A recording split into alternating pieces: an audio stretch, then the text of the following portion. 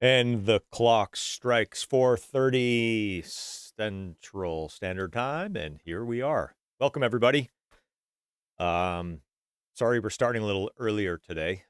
I've got a prior engagement tonight, and I didn't want to have to reschedule because it's been too long since we've done this. I feel like I was doing them like every couple weeks, 3 weeks, 4 weeks, maybe once a month. Maybe it was once a month. Maybe I'm remembering wrong. Um, But yeah, it's been busy, and that's what happens, unfortunately. Um, Speaking of been busy, figured I'd give you guys a quick update for those of you who are on my newsletter subscription. When I sent out the email with this, I sent a little bit of an update. I've been getting a few inquiries as to what's been keeping me from doing live streams every few weeks, and obviously, I think the big one that everybody's finally starting to hear some stuff, the new Nickelback album, which I think October 30th, something like that, late October.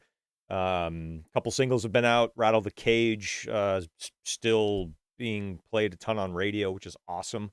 And getting lots of great feedback from that. And then the new single, Leave Me Behind, I think just dropped last week. So lots of fun stuff.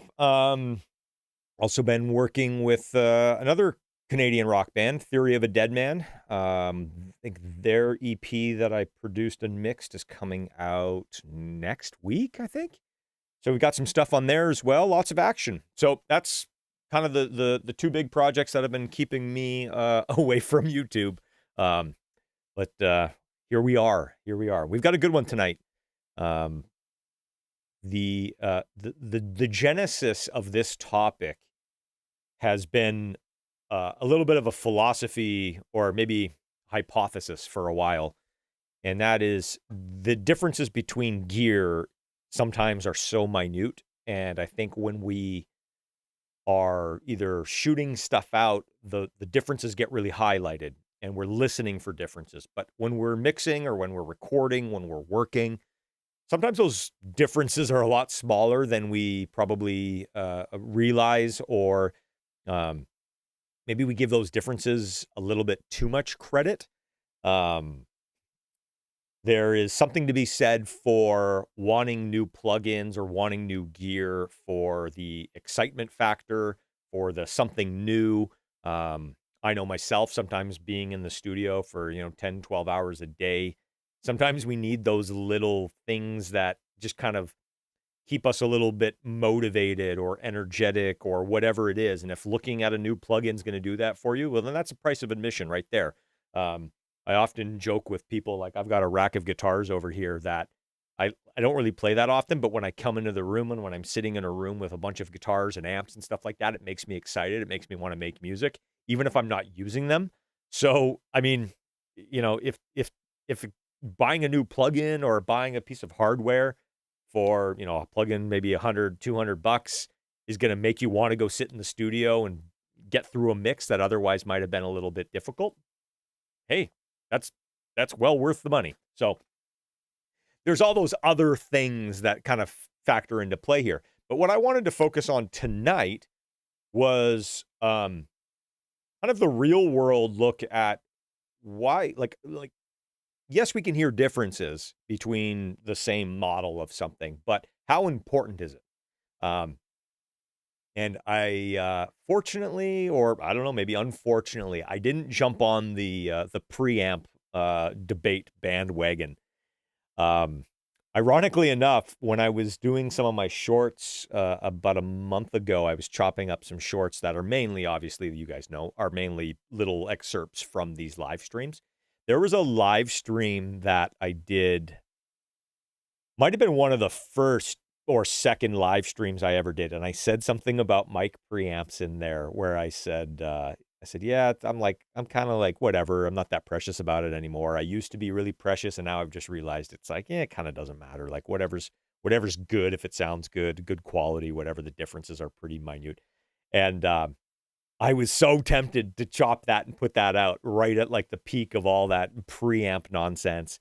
But it was an interesting topic And it was interesting seeing how crazy some people got on both sides of the spectrum. There were a lot of people who were kind of like, yeah, I don't understand why everybody's like freaks out and makes such a big deal of having to have a Neve 1073 or an API or whatever. And then there was the other people being like, I can't make records unless I have a good pre.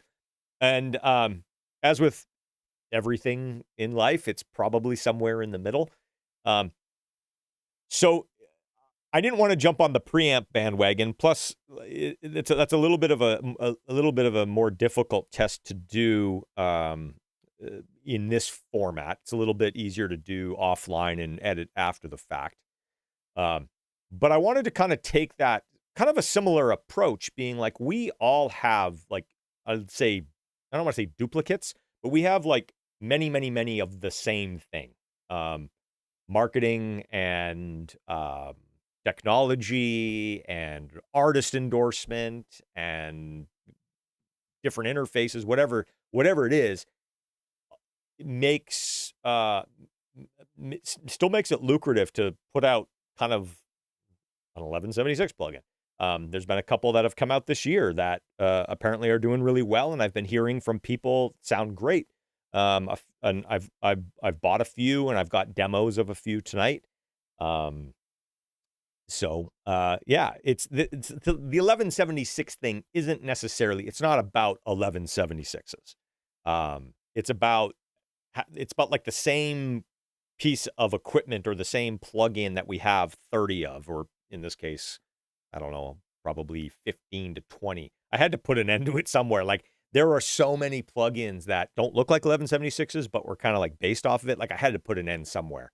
When I started doing the research as to like what other 1176 plugins are there were so many where it was just kind of a regular compressor, but it's like, oh, it's got this mode that if you set it like this, it resembles an 1176. I'm like, I gotta cut this off, or we're gonna be here till Sunday. So I kind of focused mainly on like the 1176s. But again, not to beat a dead horse, this isn't just about 1176s. You can apply what we're going to talk about and what we're going to learn tonight, whatever the outcome is. I don't know the outcome. This is not a predetermined outcome. I am not saying these all sound the same and we should just, pick one and move on.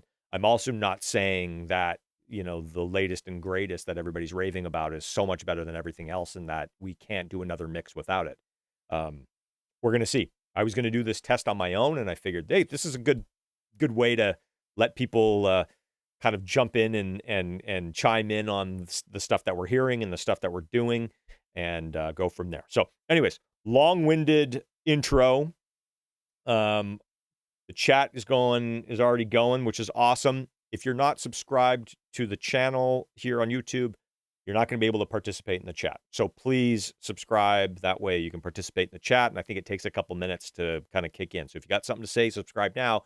So that way when you think you're going to have something to say, you're already ready to go. That just kind of keeps out some of the junk, because I've had a couple friends tell me to do that, because sometimes chats get blown up by people who aren't really interested in crazy psychotic gear stuff like we are. So, okay. I'm going to have a quick peek at the chat here. See some familiar faces. Hello, everybody.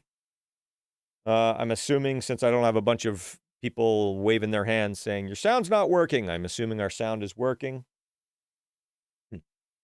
Everybody says, we won't stop until we have 1,176 1176s. Yeah. It was funny when I got my license plate here, when I moved to Nashville, I got my license plate. It's not 1176, but it's pretty close. I got 1776, and I didn't pick it. It's just what the lady handed me. And I'm like, oh, I was one digit off from having an 1176 license plate. Yep.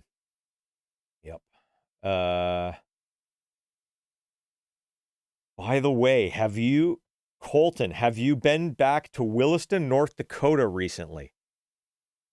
Okay, well, you have to explain how you know about my connection to Williston, North Dakota. That's interesting. Williston's it used to be a tiny town when I was born. So Williston is the town that my mom's from, and it used to be a very small town on like the west western side of North Dakota. It's not, I mean, it's still I've lived in Toronto, LA, Vancouver, and Nashville. So Williston is still small, but it's not nearly as small as it used to be. But I'd love to know what brought that up. I have not. I haven't been back in, man, over 10 years. Yeah, probably 10 or 11 years. Interesting. Thank you for all the Nickelback compliments. Yeah, we always work very hard on those records, as you guys always hear me talk about. This one was interesting. I very, very proud of it, but like there was definitely a few, and I'll talk about it in kind of probably later interviews or do a live stream and or podcast or something and talk about it. But there were when mixing this one, there were a few different situations and scenarios that came up, things that I learned a lot from this last record, and especially kind of on the mix side. Once we got to mix and just wanting everything to sound like over the top amazing and wanting, everybody to say how awesome the kick drum sounded and the snare drum sounded. And there were a couple songs where it's like all the individual elements I thought sounded amazing. And then when it came together, it's kind of like there's something, the something about the less pumped up version actually ended up like the song was conveyed in a better way. And so, there were a couple of songs where I would spend a day mixing and then go back to like our production ref that we had before we kind of started mixing. I mean, we're always kind of mixing, and it sounded better. And so there were a couple songs where, you would do it, and then I would go back to where we started and be like, yeah, that's better. And the guys in the band would be like, that first one that we had like 2 weeks ago, that sounded great. Let's go back to that. So I learned a lot. I'll talk more about that coming up, but yeah, it's kind of cool. Oh, that's right, Colton. You reminded me. We actually chatted on the phone about that at one point. That's right. Is the CB4 on the new Nickelback album? Yes, absolutely. Along with a bunch of other stuff, as usual. Like there's amp sims, there's fractal axe effects, there's amps, there's bunch of stuff. There was one song that had a riff that was kind of like a riff idea that was recorded quite a ways back that I don't even remember what that sound was. But as you guys know, I use everything, so why not?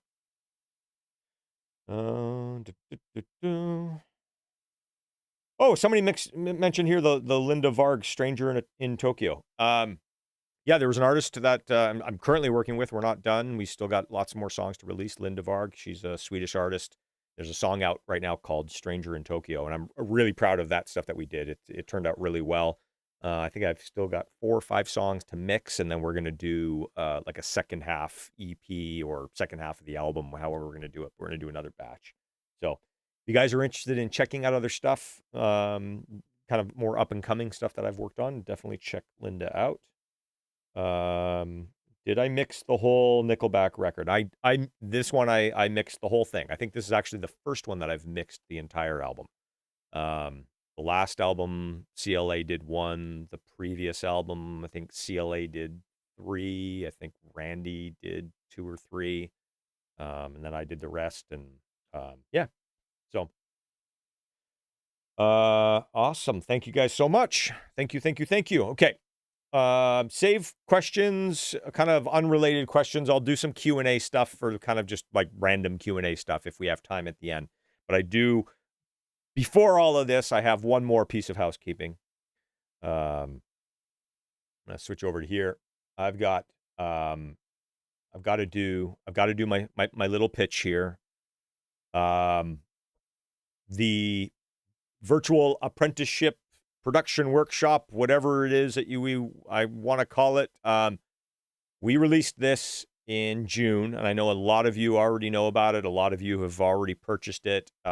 It's been amazing. Like, I can't tell you like the fulfillment I get when I hear back from somebody who's told me how a certain chapter or a certain section, or they'll be like, that one thing that you did when you guys were tracking vocals, like, just blew my mind. And that's kind of why I did this. I mean, obviously, you know, it's a product that is out there for sale. I mean, I make records for a living. I don't make courses for a living. This is kind of something extra that I wanted to do. And if I didn't get the fulfillment that I get out of you guys, like digging into this and learning stuff and getting an experience that I don't think is a really common way of learning these days, in terms of the way that like content is formatted for you guys. I love it. I do. It's been so inspiring. I want to go make another course, but this hasn't been out long enough, and it's a lot of footage. Like this is, I think like 60 some odd hours. It's in chapters, so if you just want to like go to the tracking section, you can go to the tracking section. If you want to go to the production section, but basically, if you haven't checked this out, I think there's a link down in the chat, or not in the chat, in the description. Definitely go check it out and just kind of read up on kind of what it is. Cause this is, like I said, it's a little bit unique in the sense that this is kind of like documenting me making a record from pre-production all the way to mastering, and me kind of narrating along as we go. There's different tiers that are available. We tried to make it affordable. So that way, if all you want is just the videos, you've got the basic plan here, which just gives you access to all the videos. When I say just the videos, like there's a lot. But also if you want like the multi-tracks, you want the sessions, you want some extra kind of PDFs and stuff like that, you get that with the kind of the upgraded advanced. And then unfortunately right now, the professional tier, we only had that open for a week. I mean, actually maybe 2 weeks. And those, I might do another one down the road, but that's basically includes group follow-up calls after. And we actually just did our second call last week. It's been pretty incredible. So sorry for the sales pitch. This is not my comfort zone. But definitely go check it out. This has been a huge undertaking. John Plett, kind of my business partner in crime, he's been busting his butt to try to get everything out to you guys and get all this stuff formatted and he takes care of all kind of like the back end stuff. And he's been a rock star with this and gotten us over the finish line. And big thanks to him as well. So yeah, it's been a big undertaking, and I'm loving the fact that the people who have checked it out so far have gotten a lot out of it. So, all right. Let me check the chat really quickly here, and then we're going to jump in. Okay. Couple of people, yeah, a couple of people here in the chat have purchased it and love the fact that like I said, the feedback has been awesome. Actually, the one piece of feedback that we've gotten that I was not expecting. I'm always like the more guy. And kind of like I learned with my mixes, sometimes there's too much. I think the feedback so far is like, it's so in depth and there's so much content. It's sometimes a little bit hard to tackle. And so that's why, we broke it up into chapters and stuff like that. But, try not to get overwhelmed by that. I love that the only piece of negative feedback so far has been like, man, there really is like too much stuff here. And I'm like, well, that's good. Then you might be able to watch this over the course of the next year, like whatever it is. But there you go. So I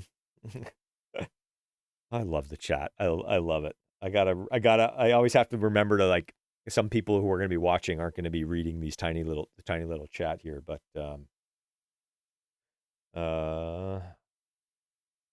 yeah, the other thing is, like, the course is, I wouldn't say it's for beginners, but you don't necessarily have to be like a professional. Like I think there's something in there for everybody.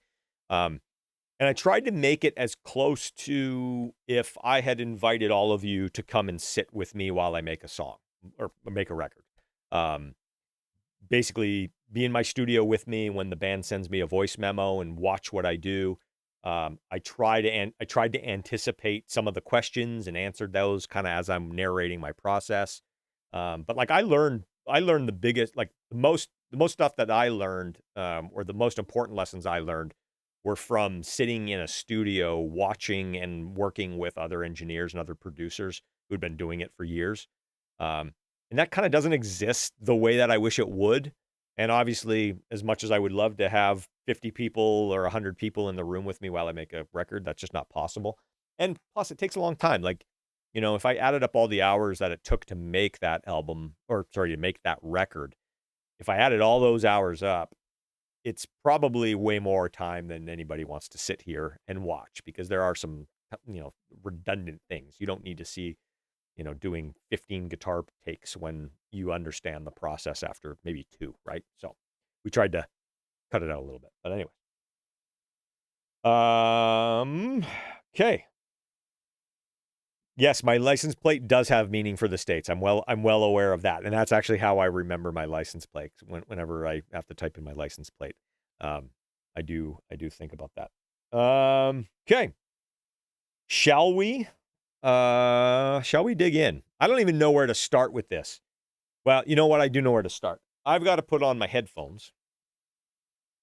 Where I'm actually going to be able, I usually use like little in-ears.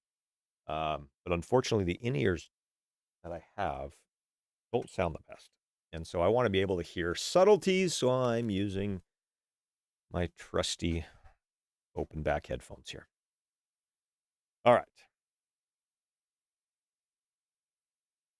Let's see what's going on here. All right. So, as you guys know, we are using the 1176 as our whipping boy today. Or scapegoat, or whatever you want to call it. So, one of the big challenges that I will talk about right out of the gate, because, and again, this kind of applies to a lot of different plugins that are trying to do the same thing. Even just kind of setting them up the same is not easy. So doing an apples to apples comparison sometimes isn't, I don't want to say isn't possible, but it's difficult. So at some point we have to just kind of give up or give in to the fact that we might not necessarily be able to get all the levels of saturation the same, and get the attack times and the releases the same, and get all that stuff the exact same. We might have to just get it to a point where we're like, yep, that kind of is the thing that I would use it for in a mix. And now let's listen to the differences and see how subtle are they or how big they are.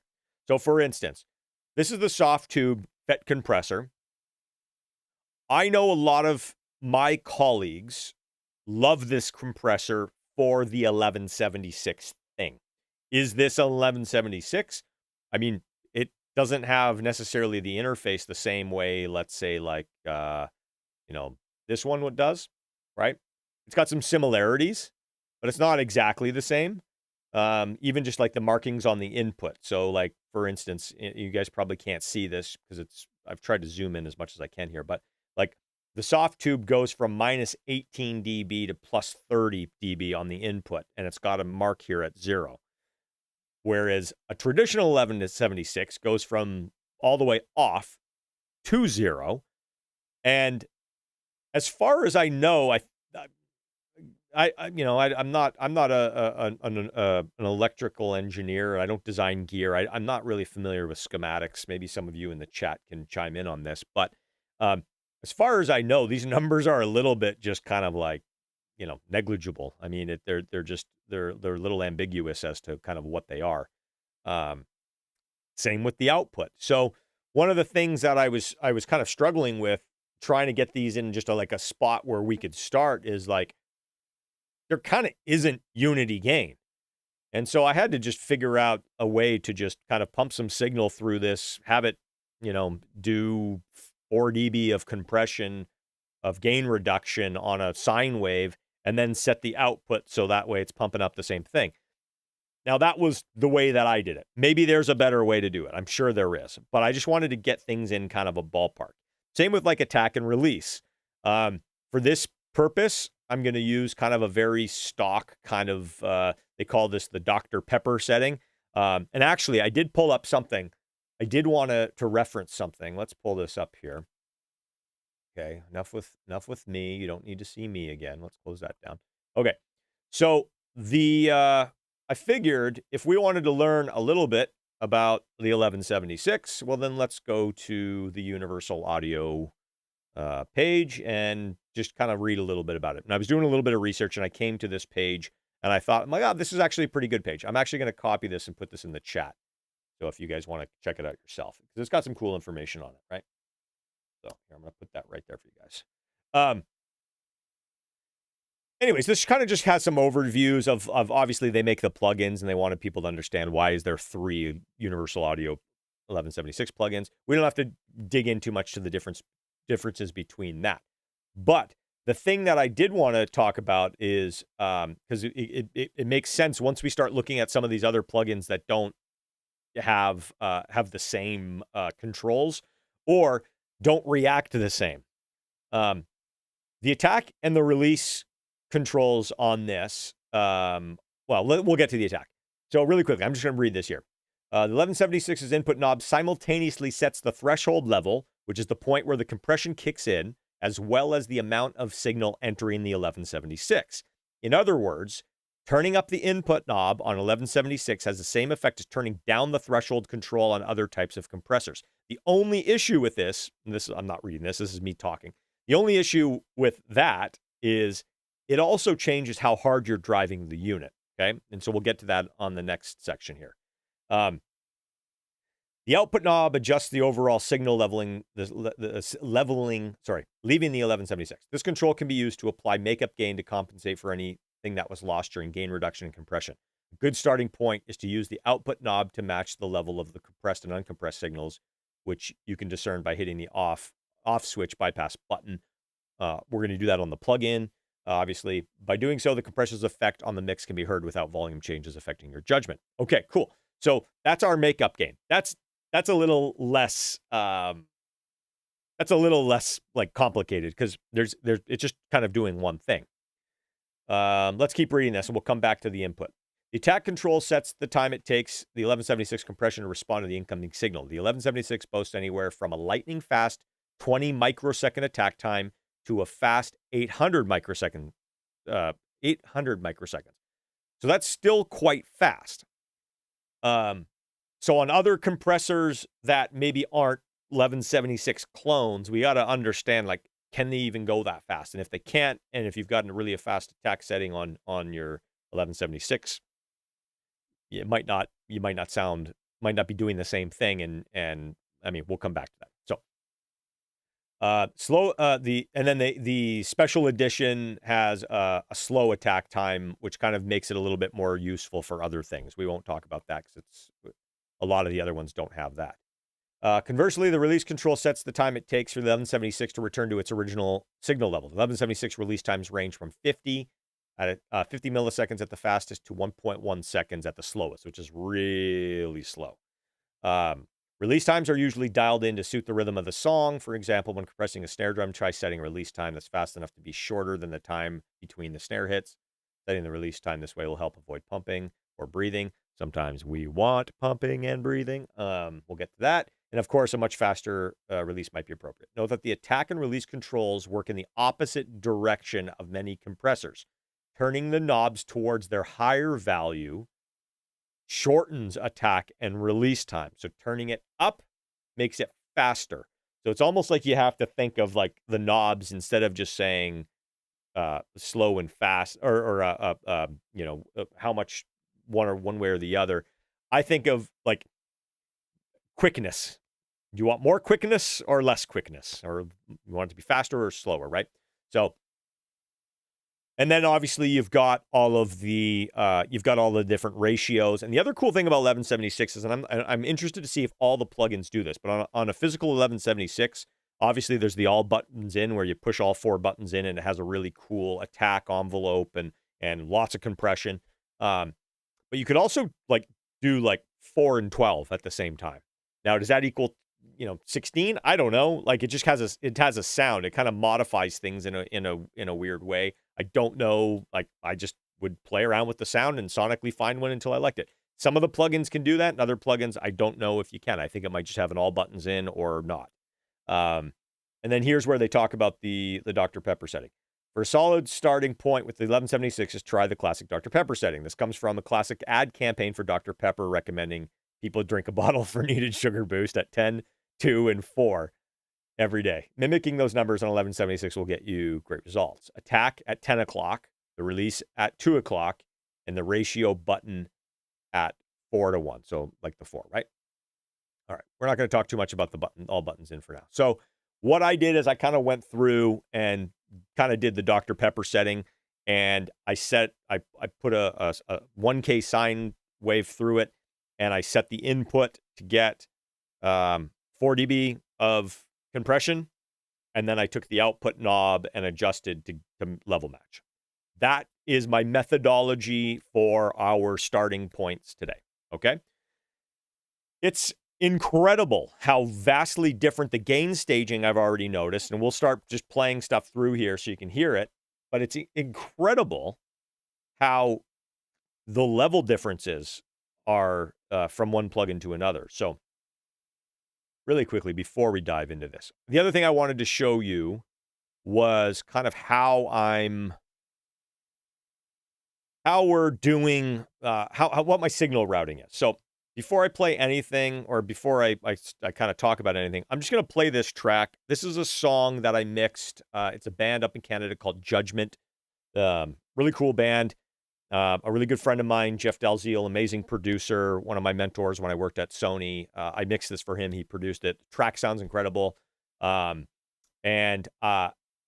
basically I wanted to use this song because the vocals the vocals are recorded really well, and they're in like a good starting point. They need a little bit, like in the mix, I added more compression. I made them, I kind of hyped them up and everything like that. But taking everything off, they still sounded good. And I wanted something that wasn't already over compressed or needed so much compression just to make it usable. So I went and found something that I could use that was a really great starting point. And so that's where we're at. We're going to use vocal to start, because I think that's where, when people think of 1176, I think a lot of people immediately think of vocal. So we're going to start on vocal, and then we can go to a few other things, but that's kind of what I wanted to really focus on, especially considering, the subtleties of a vocal and how vocals interact with it. I think we'll really be able to hear some of this stuff, the differences between them. But so what I've done is I've taken my vocal tracks here. This is from the mix. I just got rid of all the plugins and everything. I routed them all to my usual lead vocal bus. And then I took that lead vocal bus and I routed it into all of these 1176s. See, all of these are 1176s, or some variation of it. I had one track here. Actually, let me get rid of my webcam. Main screen. Where's my main screen? Go. Well, I'm not gonna be able to show you here. I'm gonna need to add a bunch of empty tracks here. I'll just do like 12 VCAs just to. There we go. Now I can break this over for you. Okay. So I did one auxiliary return that has nothing on it. And I just labeled it none. And then all of these are routed into another return that I've got, that I've just got some effect sends, and we can play around with later, and I can just adjust levels. So the idea was I wanted a quick and easy way that I could alter the level going into some of these plugins without having to change the settings. I wanted to be able to send the same signal through all of them. And if we end up doing any changes on that vocal, like I put a de-esser on it. I don't want to have duplicates of the same thing. I wanted this to be sending. And then I want all the outputs of this going to, again, an auxiliary. So that way if we want to analyze some stuff with a plugin doctor, I know I said I'm not going to get into that, but I think I might. I think it's worth looking at.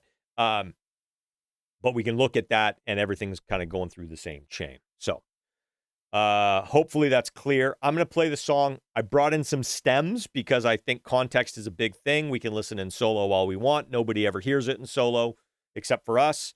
We will listen in solo just so we can really hear subtleties, but ultimately I want to be able to have the track as some context. So let me just show you what we're playing here. I'm going to turn on the vocal. I'm going to turn on the non-compressed signal here. So I'm muting all of our compressors. I'm going to, yeah, there we go. Okay. All right. So let's just hear what we're dealing with. When shattered and broken, they go and dig a little deeper, misguided by misery, lost soul sinking to the bottom, searching for company. There's a light at the end of the tunnel, telling me to turn around. Time to cut these ties before they pull me down. Okay, so as you can hear, it's like it's a good sounding track. The vocal is that was pretty. I mean, when I say dry, I've got some reverb and some delay. Oh, by the way, another shameless plug. The new Atlas reverb from Waves is fucking awesome for anybody who's looking for a new reverb. I don't get commission. This is not sponsored, but I'm just sharing because I like to share. So there's no compression on that. That's just kind of like the raw vocal. I've taken off all the plugins. The only thing that's on there right now is a de-esser just to get rid of a little bit of the because the 1176s, some of these really bring that out, and we don't want that. So, okay, so really quickly, I'm going to play that, and I'm going to start just kind of going through some of these plugins here, and so you can just hear and see how different some of them are while playing this. So I'm just going to loop the chorus here. And here we go. And dig a little deeper, misguided by misery, lost soul sinking to the bottom, searching for company. There's a light at the end of the tunnel, telling me to turn around. Time to cut these ties before they pull me down. Okay. I didn't have to go very far to see like how drastically different these are, right? Okay, so these are just like the old school Bomb Factory. You got the BF-76, and then you've got the purple, which is based off like the MC-77, which was it was interesting. That was a popular piece of hardware when it came out. I know a lot of people who like that was when they wanted 1176, they went for that versus going and getting one of the Universal Audio ones. I haven't heard as much lately about it, but that's fine. So let me just show you something really quickly. I'm gonna mute the return. I want to send some sine waves into this. I want to show you what I did here. Okay, so I've got a sine wave printed here. And make sure I'm not going to blow anybody up. All right, so, all right. We're not hearing this, obviously. We're not hearing the sine wave. Nobody wants to hear that. Remember that one live stream? I almost blew everybody's face off with the feedback. Ouch. Okay. So if you look down here on our meter, and it's really small. Oh, man, I should do another meter. See, this is why I set this up. Let me just do a meter here. Let's do the waves loudness meter here. Perfect. Okay. All right, so I'm just going to put this here so you guys can see it. Windows all over the place. All over the place. All right, so this meter plugin is just on the auxiliary, that input that I have all of our 1176 plugins being sent to. So right now we're monitoring the MC77, okay, with the tone going through it. And we are at minus 18, okay? If I bypass this plugin, and you can see really quickly here before I bypass the plugin, you can see here we're at about on the meter, and this is where things get a little funky.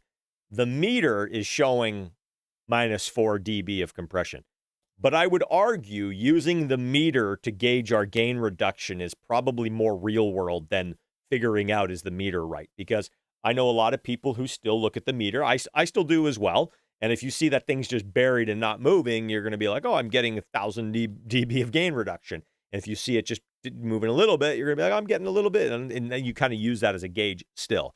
I do. I know a lot of other people do. So even though this gain reduction might be, I don't know, maybe it's not 4, maybe it's 12. I'm going to use the meter, and I did use the meter. That's how I set these up, and we're going to use that for now. But you can see when I hit play on the sine wave, you can see all of these are at basically minus 18. And then when I bypass them, and I'll bypass this one, and then I'll reset everything. Oops. Where's my reset? There we go. If I reset, you're going to come back to minus 18. Okay, so when I turn on the purple MC77, I've got 4 dB of gain reduction, and I have my output level matched. Okay? That's what we're supposed to be doing. Now I'm going to show you the same thing, but with the BF76 up here. Let's reset our meter again. So now we're on the BF76. Okay? We've gone to minus 18, right? That's the plug-in bypassed. I'm going to turn it on. You're going to see 4 dB of gain reduction on the meter. We're going to reset this, and we are back to minus 18. So technically, these are set to the same thing, as kind of technically as I can, right? When I play, let's mute this. Let's mute this sine wave now, and let's go back to our song, which is kind of what really matters. And let's play. I'm going to play this again. Now we can monitor the. Well, we don't even have to monitor it. We can just see the vocals going there. Well, let's monitor it. That's fine. Okay. And dig a little deeper. I'm going to use a different meter really quickly. Sorry, guys. Where's my VU?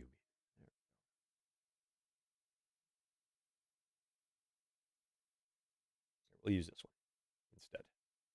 Okay. And dig a little deeper. Misguided by misery. Lost soul sinking to the bottom. Searching for company. That's the BF76. Here's the MC77.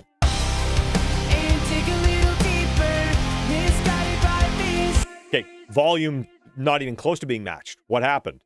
Well, if you can see the meters, all of a sudden now the meter on the MC77 is like hitting way more than the BF76.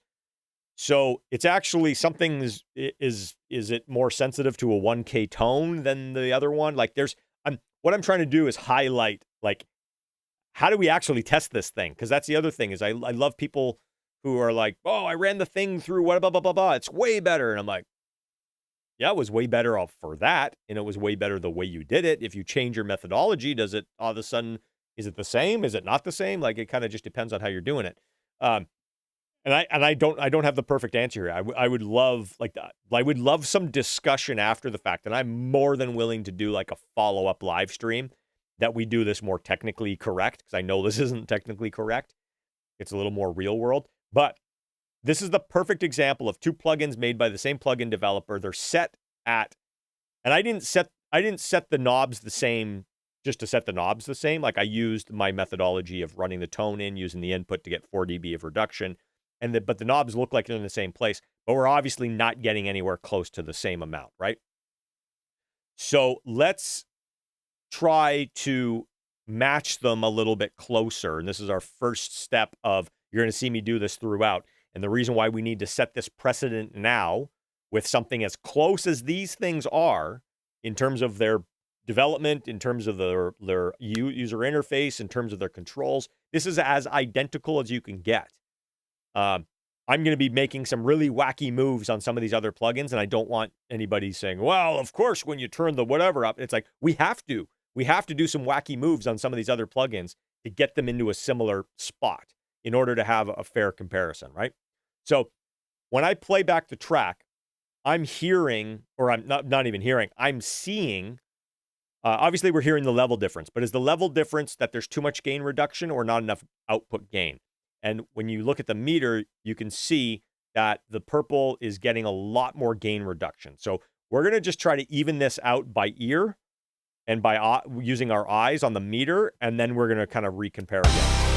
And dig a little deeper, misguided by misery, lost soul sinking to the bottom, searching for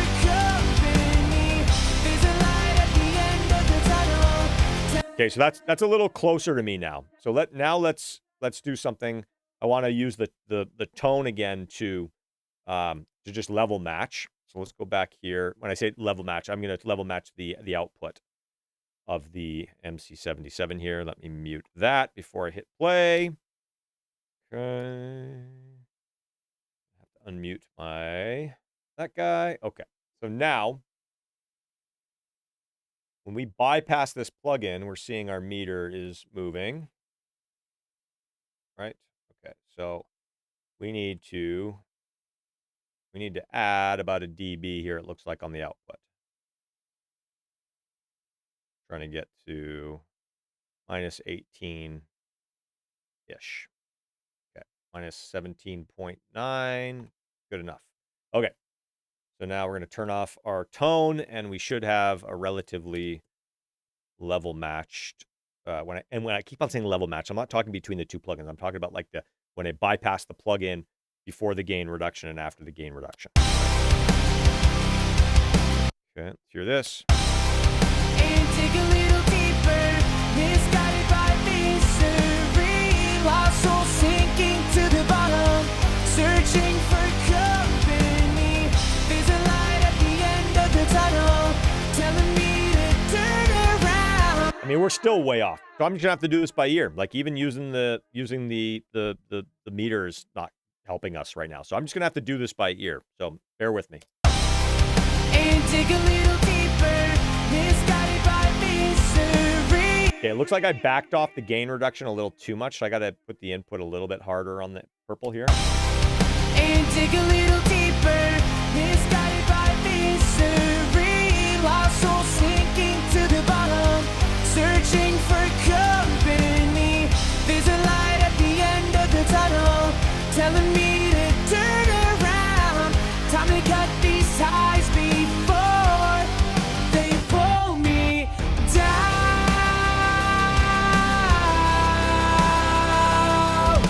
Okay, I've got these audibly as close as I can.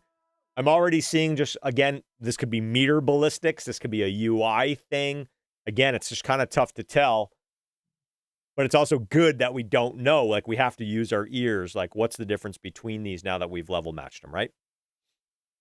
So really quickly, that was a lot of information right out of the gate. So I'm going to head back to the chat because I'm seeing a few things pop through the chat here.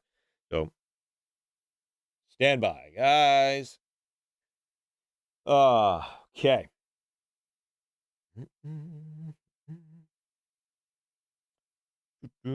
Just looking through. Lots of comments on kind of the different 1176 plugins. Obviously, you guys have used a lot of them. And I mean, I think everything's got a demo these days. So definitely go check it out. Somebody mentioned here that the universal audio stuff, the gain staging is similar to the hardware, which I like when companies do that, because if you've been using a piece of hardware for a long time and you then have a plugin that looks like the hardware and your knobs are all over the place, like, I don't know, sometimes that throws me for a little bit of a loop. So I like it when they do that, even if it's not necessarily always the most like functional from a plugin standpoint. But I feel like it'd be easy enough to have a switch, or something in the setting where you can have it like hardware authentic or like optimized or digital, whatever, however you want to say it. But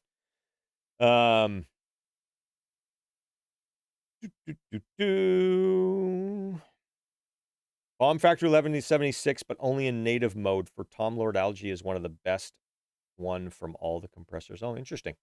Yeah, I know a lot of guys who still use the Bomb Factory, the BF76. I know a lot of people that's still their go-to vocal compressor. Somebody says, I'd like to hear the Delta solo. Just confirming, you want to hear the Delta between the two signals? Is that what you're thinking? Like flip one out of phase? I can do that. I actually set up these EQ7 bands or EQ7 just to do this here.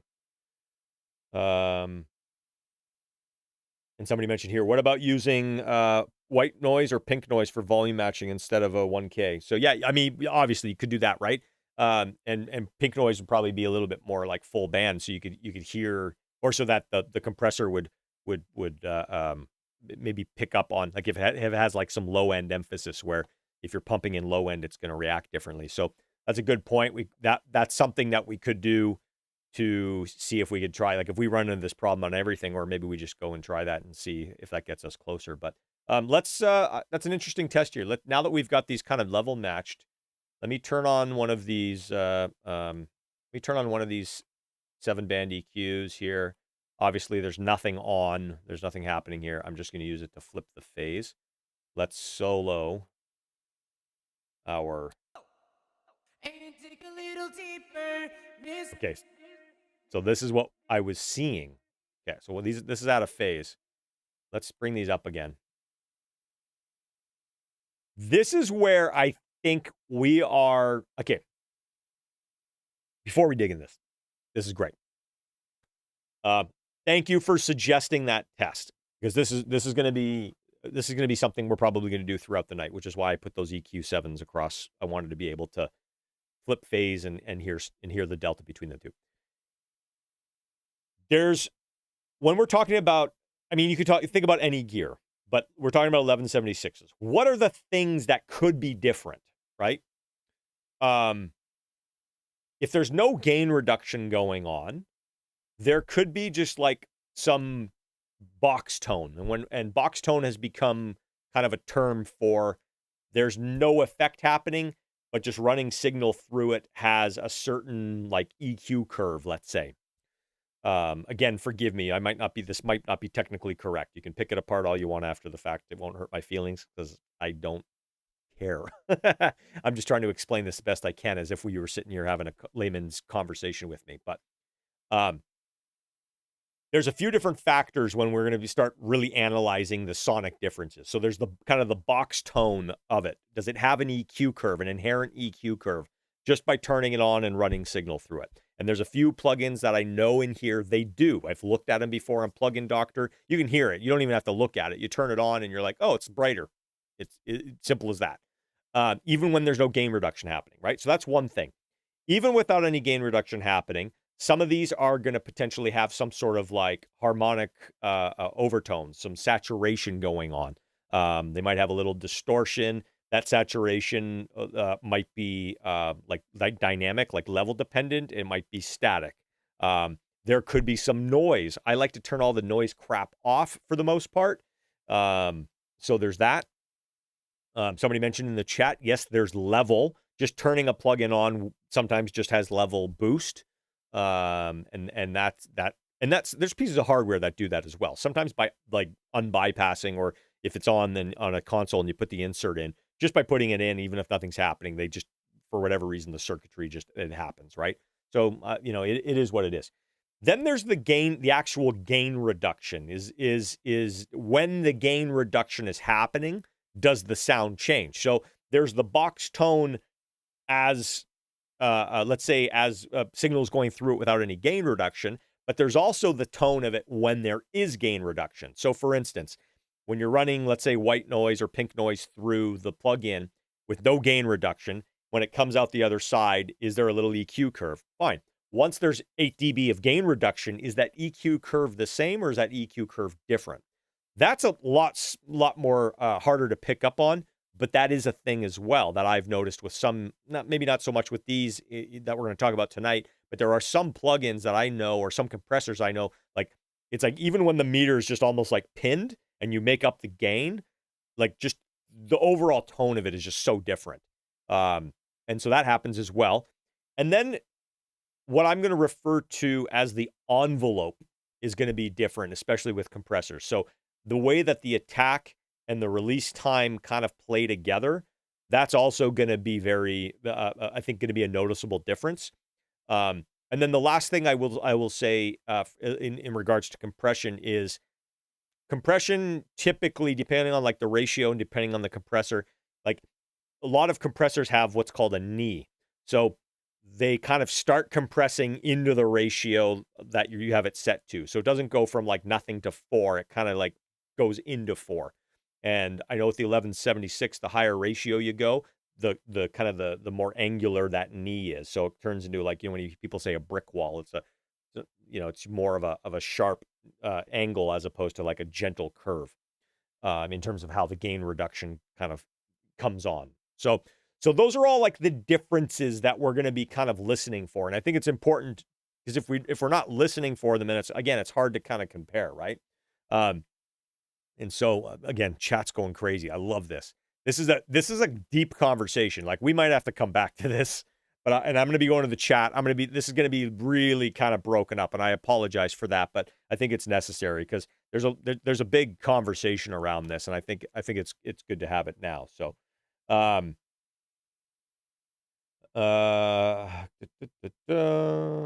okay, talk to a soft tube programmer. He told me they are programming the plug-in knobs to react differently to the hardware because we use physical knobs different versus moving knobs with a mouse. Yes, and I will also say from my experience in being involved with some plug-in development, especially when you're trying to model hardware, a lot of analog gear, especially pots that might be 30, 40, 50 years old, they aren't nearly as like linear.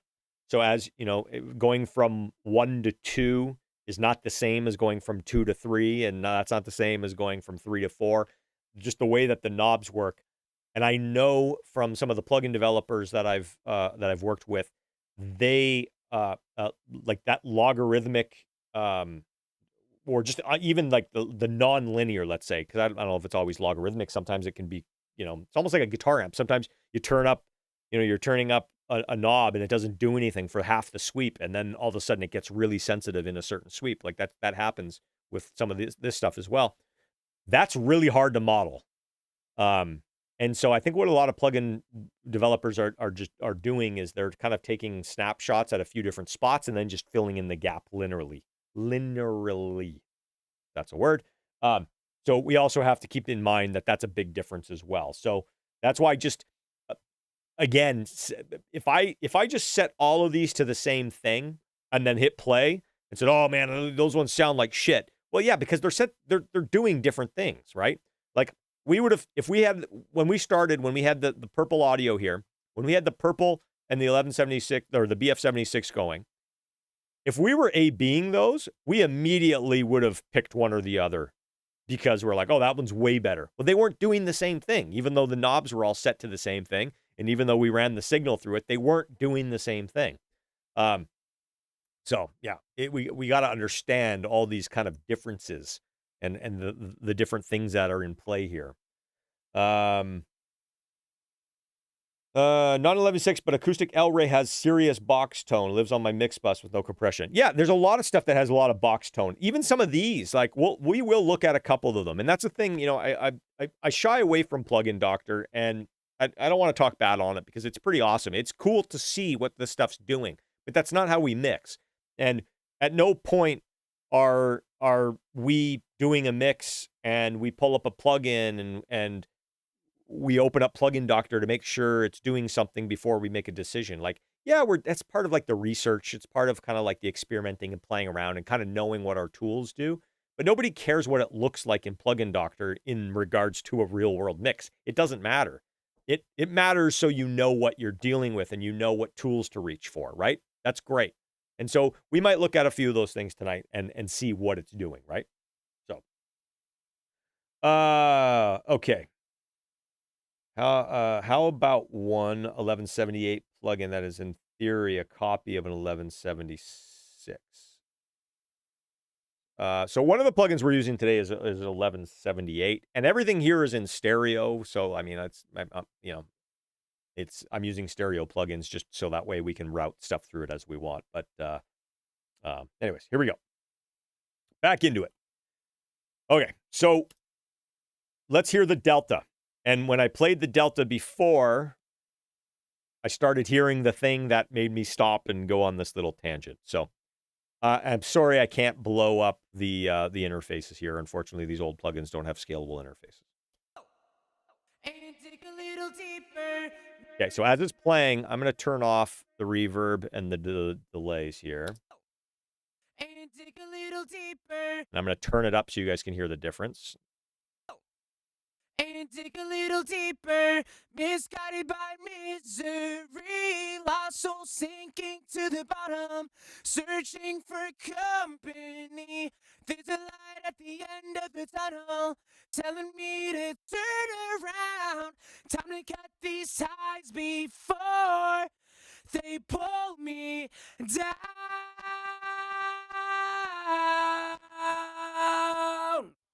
Okay, so you can kind of hear that. Hopefully you guys could hear that. It's kind of like, you can hear these little thips. That's the attack difference, right?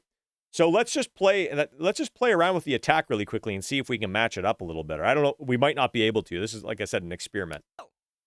And dig a little deeper, misguided by misery, lost soul sinking to the bottom, searching for company.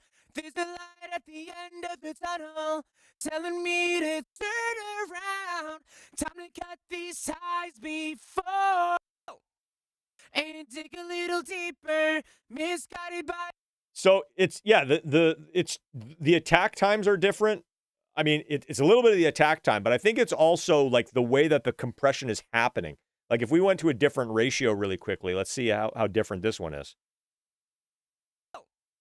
And dig a little deeper, misguided by misery, lost soul sinking to the bottom, searching for company. And dig a little deeper, misguided by misery, lost soul. Yeah, so like the attack envelopes, the release envelopes, and I would probably also say like just the onset of the compression, or the, like what we were talking about earlier, like the knee of the compression is going to be, is different. And the knee isn't perfectly like, round, right? So like the shape of it. And that's kind of what makes some of this stuff sound different from others, is like even the shape of the knee, even if it's kind of a similar type of thing, even if it's kind of like a soft knee, the shape of it is going to determine a little bit of what those differences are. And it's going to make it sound different, or it's going to make it feel different, right?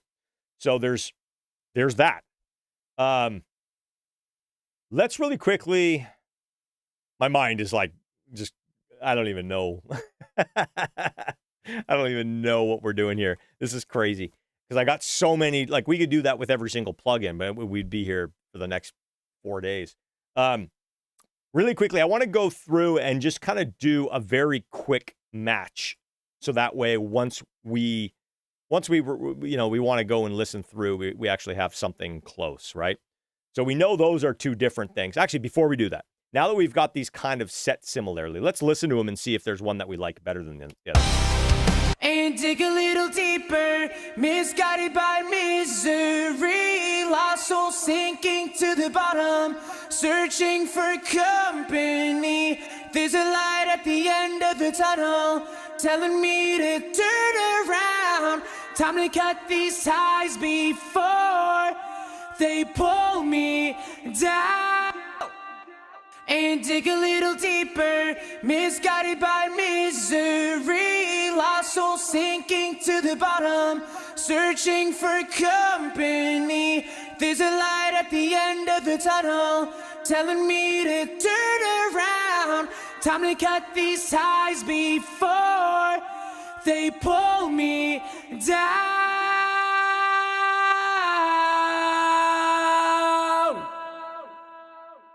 Okay, I'm going to the chat. Which one do we like best between those two? Keeping in mind, we're listening in solo. We are listening in solo. I like them both. You're not allowed to say both. Get off the fence. Get off the fence. Okay, I've got one of the BF-76. Flash metal won't affect the record sales. No, it sure as hell won't. But you know what? That's no fun. That's what I always say. We gotta have some fun every once in a while. Okay, we got lots of the BF-76. Oh, we got a purple. Okay, and this is the other thing that is so awesome about this. This is so not unanimous. So literally, we got 10 people here that it was, I don't know, maybe the edge goes to the BF-76 a little bit, but I would say it was maybe 6-4 there. Like it's not unanimous. So, it's crazy to me when somebody says like, "Oh my God, this one's so much better than everything else." I'm like, okay, we'll get 5 people in a room together and 3 are going to say one and 2 are going to say the other. It's like, come on. So it's interesting. So the thing that I noticed was, and again, it's like, we all hear things differently. I'm going to do that one more time. And I feel like the black, like the BF76 almost has it almost sounds a little fuzzy. And dig a little deeper, misguided by misery, lost soul sinking to the bottom, searching for company. There's a light at the end of the tunnel. It sounds brighter to me. Telling me to turn around. Time to cut these ties before they pull me down.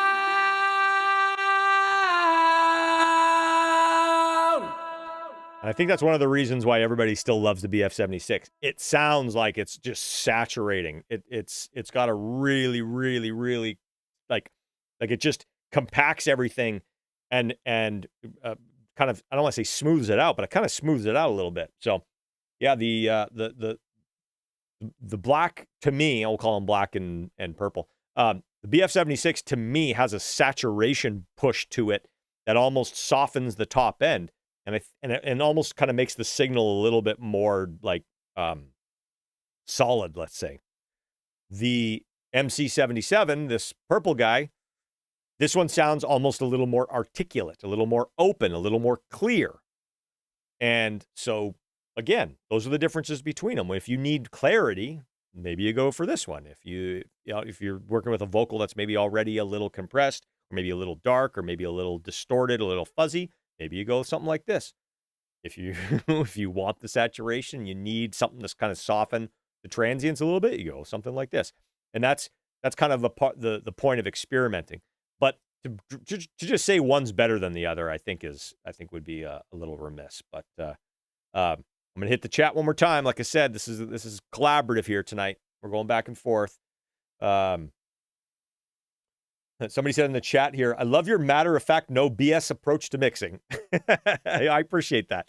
Well, it's not always like that. My brain is full of BS. But I try on these when I'm trying to experiment, or I'm trying to have conversations and really kind of get to the bottom of something. I mean, you got to try to cut out the BS as much as possible. But I don't know. I'm probably full of shit most of the time too. So. What if putting a Pro Q4 on each to see what the EQ difference is? Well, I've got, yeah, I mean, we could do that. Just running the signal through it. Well, you know what? I was going to pull up Plugin Doctor, and we were going to look at some of this stuff later. So you'll be able to see the EQ curve through it as well. Purple is brighter. Black almost has a little more saturation. That's exactly what I was hearing. Yeah, exactly. Put an Pro Q3 on the output to see the curve. Okay, everybody wants to see that. Okay, well, let's do that. Let's do it. Okay, let's do this. Let me put one across everything. So we can see Pro Q4.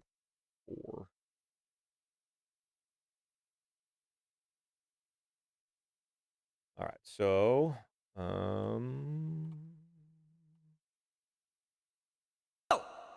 And dig a little deeper, misguided by misery, lost soul sinking to the bottom, searching for okay, there's a way.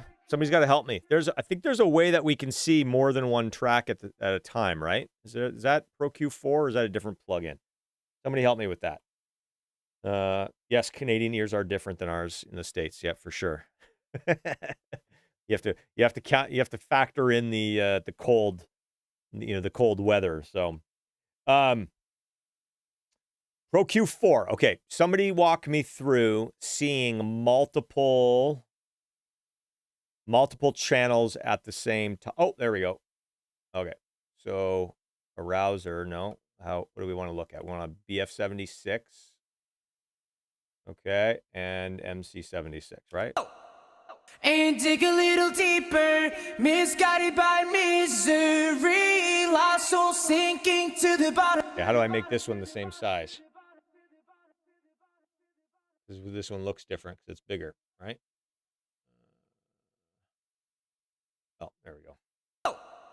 And dig a little deep. So let's make this way bigger so we can see. Look at this thing. Very large. How about that? All right. And dig a little deeper. Okay, ignore this one down here. How do I get rid of that one? Maybe I can't. Maybe I just scroll up. There we go. And dig a little deeper, misguided by misery, lost soul sinking to the bottom, searching for company. There's a light at the end of the tunnel, telling me to turn around. Time to cut these ties before. Okay, somebody says do a match EQ. Man, you guys are getting nerdy. I love this. Okay, how do I do that? Okay. You can see what the difference is on with the match EQ, right? Is that how that works?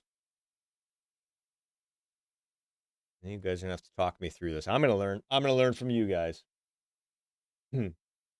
See a lot more 10K plus on the bottom. Yeah, the MC77 I saw had a like just a high end kind of jumps almost like up to the yellow line, whereas the BF76 is definitely a little bit lower. So, oh, here we go. EQ match.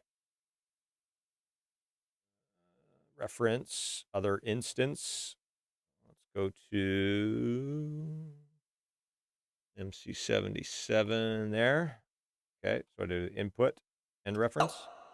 And dig a little deeper, misguided by misery, lost soul sinking to the bottom, searching for company. And dig a little deeper, misguided by misery, lost soul sinking to the bottom, searching for company.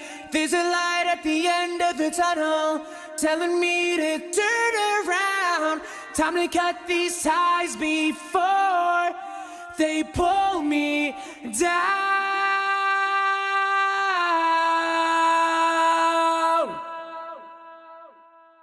Yeah, so yeah, you can see this now. Like, this is crazy. Oh, where did I go? You can see I don't do a lot of EQ matching apparently. Anyways, we can dig into that some more. Like that, there's some crazy stuff up there. So that's a lot of EQ moves, even though like that's getting in the weeds. And I guess maybe that's kind of like maybe where we tried this. So let's not do that again. We could do this for days. Does that matter, right? I think the thing that matters and what we're trying to get to today is more from the sense of like, what are we doing when it comes to mixing, right? You're not going to hear all those moves. You're going to hear the two things that everybody picked out is like one's clearer and brighter and the other one's more like kind of like saturated, right? That's all we need to know. The rest of it is it that important? No. I would argue, and let's do this test because here's another test that I like to do every now and then. Let's add 1 dB. Let's go 2 dB of 8K to the BF76 and see what that sounds like. And dig a little deeper, misguided by misery, lost soul sinking to the bottom, searching for company. There's a light at the end of the tunnel, a little bit louder. Let's turn it down a little bit. To turn around. Time to cut these ties before they. And dig a little deeper, misguided by misery, lost soul sinking to the bottom, searching for company. There's a light at the end of the tunnel, telling me to turn around. Time to cut these ties before they pull me down. Okay, that did what I was hoping it was going to do. The simple act of putting just a slight shelf, I would be hard pressed. Now, you know what? I'm gonna do this. I'm gonna prove another point. I'm not trying to fuck with you guys, but I'm trying to fuck with you guys. We're gonna do something else.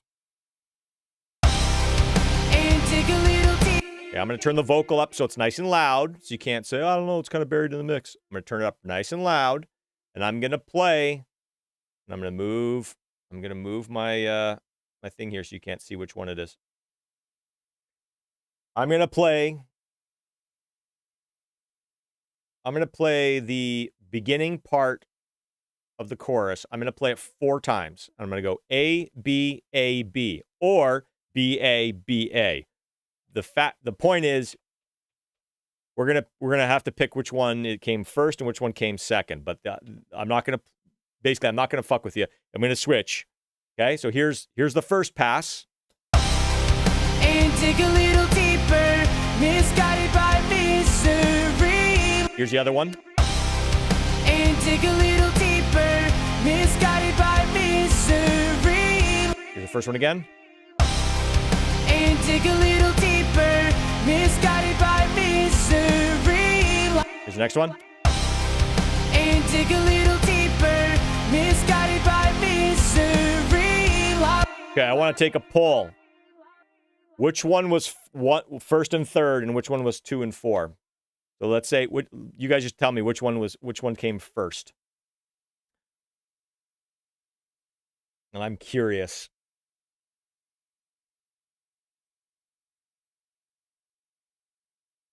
Dwight, I am happy that you jumped in first. Just to put your hand up. I know some people would be like, I want to see what other people say first. If I had a prize to give you, I'd give you a prize. I want you to send me an email at hello@chrisbaseford.com. Send me an email so I have your email address. I'm going to find something to give to you. Some sort of plugin. Okay, so I've got a purple, we've got a black, we got a purple, we got a black, we got a first is black for sure. I love the kind of the confidence in that. Purple, black. Oh, Wolfgang, that's a great way to put it there for me. Black first. Damn, but I was first and I said there was no way to know and you were a wizard. I got to go to the chat here. Why am I not showing you guys the chat? This is gold. Black. Okay. The first one, I'm going to go back. So I left it on what, if I would have gone for a 5th one, I left it of what would have been 1 and 3 and 5. I left it there. And I was switching on my controller here, so that way I could see it and I could know. Let me go back to my screen here.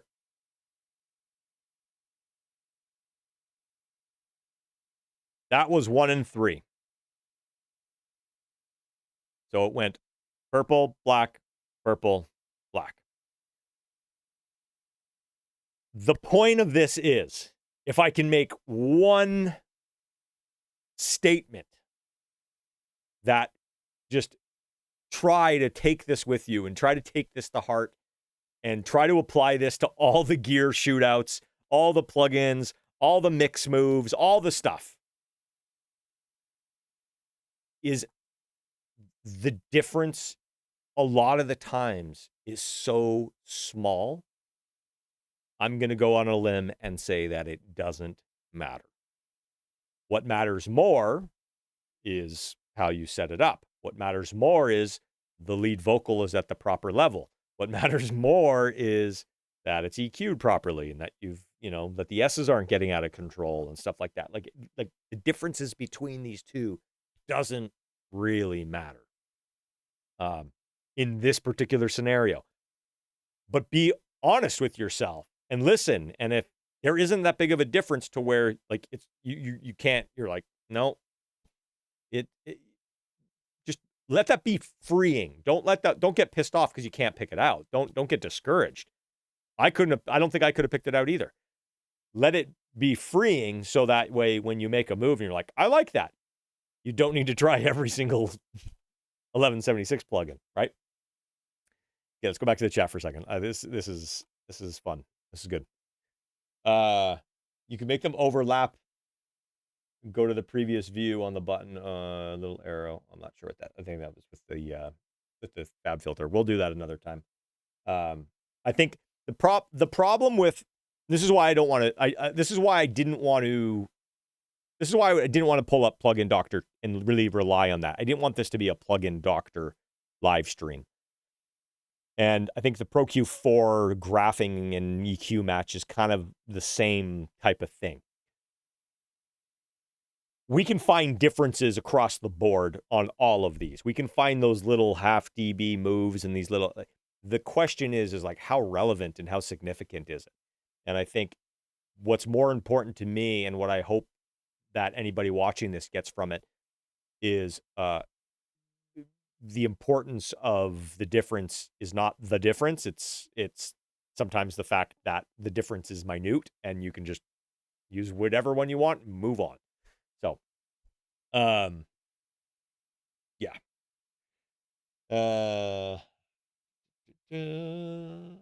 Surely you'd use different EQ and volume if you chose the purple over black, so it wouldn't compensate to some extent. No, in this case, it's more S or a little bit S for me. Sorry, we're jumping all over the place here. So, surely you'd use different EQ and volume if you chose the purple over the black. Okay, yes. So what I'm saying is, if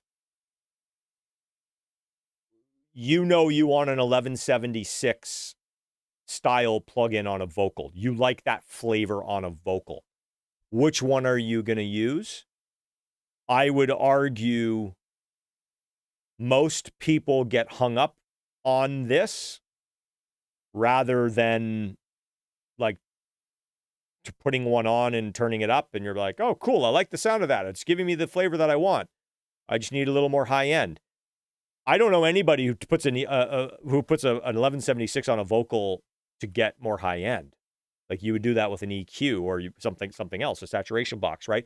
So yes, am I trying to like line them up and match them? Yeah, I am. But what I'm trying to do is show you that the difference between these two plugins is not so significant that this move would have been made during the mix anyways.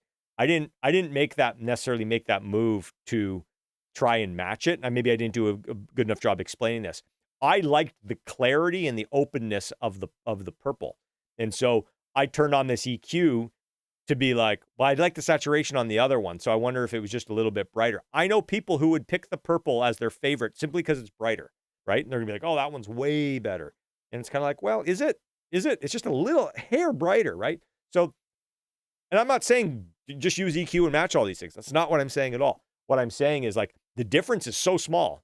Like we literally got these to where most people here couldn't confidently tell a difference by adding 1 dB or 2 dB of 8K or whatever it was, right? Like it's very, very, very minute. So let's start listening to some of the others. This is great. This is great. I want to actually play this because we got a little bit of level matching to do because this is all over the place. Okay, I'm going to turn off that EQ for now. All right, so I'm going to go through and just try to kind of like, I'm going to use that Bomb Factory as kind of our home base for now. And I'm just going to try to kind of like level match and just kind of match gain reduction amounts. So I'm just going to pull that up just so I can kind of see what's going on. I'll put it down here. You know what? I'll put it up over here so that way it's out of the way. Okay. All right, here we go. So I'm going to play the track and I'm just going to go through and kind of hear what all these are doing just really quickly. And then we'll start going through and really doing some A-Bing, okay? Dig a little deeper, misguided by misery. Lost soul sinking to the bottom, searching for company. There's a light at the end of the tunnel, telling me to turn around. Time to cut these ties before they pull me down. And dig a little deeper, misguided by misery. Lost soul sinking to the bottom, searching for company. There's a light at the end of the tunnel, telling me to turn around. Okay, so I was switching back and forth between the BF76 and the CLA, the blue stripe version, just trying to level match. Hopefully you guys can see it. I'm switching on my controller here, so you're not going to see my mouse doing it, but you'll see I'm bouncing back and forth with these orange mute buttons here. So I'm going to go through and just do that to all the plugins, and that way we can jump around however we want. Okay.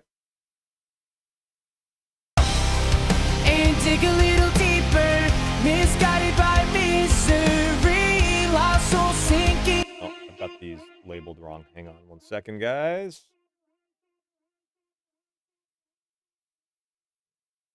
Thank you. Okay. And dig a little deeper, misguided by misery, lost soul sinking to the bottom, searching for. So although I think this is actually doing too much gain reduction. So instead of turning up the output, I'm going to bring the input down a little bit so it's not hitting it as hard. And dig a little deeper, misguided by misery, lost soul sinking to the bottom, searching for company. There's a light at the end of the tunnel, telling me to turn around. Time to cut these ties before they. And dig a little deeper, misguided by misery, lost soul sinking to the bottom, searching for company. Okay. Man, it's amazing. Like they do sound like those do sound different to me. And listening for the differences, like they do sound different. I'm still shocked at like how much I'm for this particular voice. I'm loving the saturation of the BF76. Okay, let's keep moving. Okay, now we're gonna get into some weird gain staging here. And dig a little deeper, misguided by misery. Like, look where the knobs are on this. And dig a little deeper, misguided by misery, lost soul sinking to the bottom, searching for company. There's a light at the end of the tunnel, telling me to turn around. Time to cut these ties before they pull me down.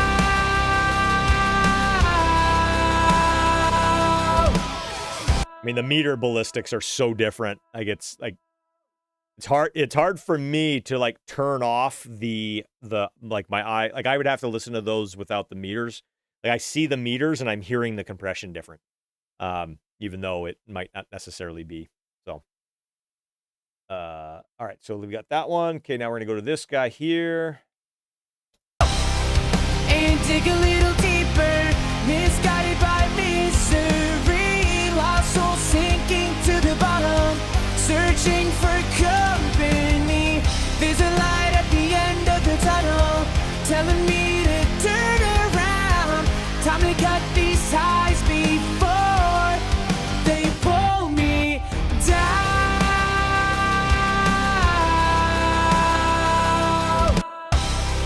And dig a little deeper, misguided by misery, lost soul sinking to the bottom, searching for company. I'm gonna do a test with this one. I'm gonna ignore the meter, and I'm gonna try to match like the way that the compression sounds like. And I think it's the saturation with the BF76. There's something, or maybe it's compressing more than it's letting on, and or whatever it's doing. But this almost like I like the sound of this a lot, but it almost sounds uncompressed compared to the BF76. So I'm gonna try to compress it more and see if we can get this sonically to match up a little more.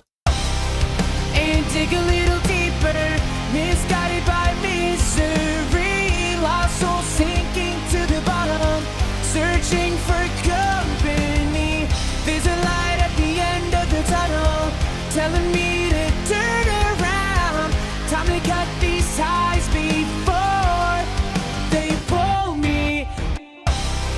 And dig a little deeper, misguided by misery, lost soul sinking to the bottom, searching for company. There's a light at the end of the tunnel, telling me to turn around. Time to cut these ties before they pull me. And dig a little deeper, misguided by misery, lost soul sinking to the bottom, searching for company. There's a light at the end of the tunnel, telling me to turn around. Time to cut these ties before they pull me down. Interesting.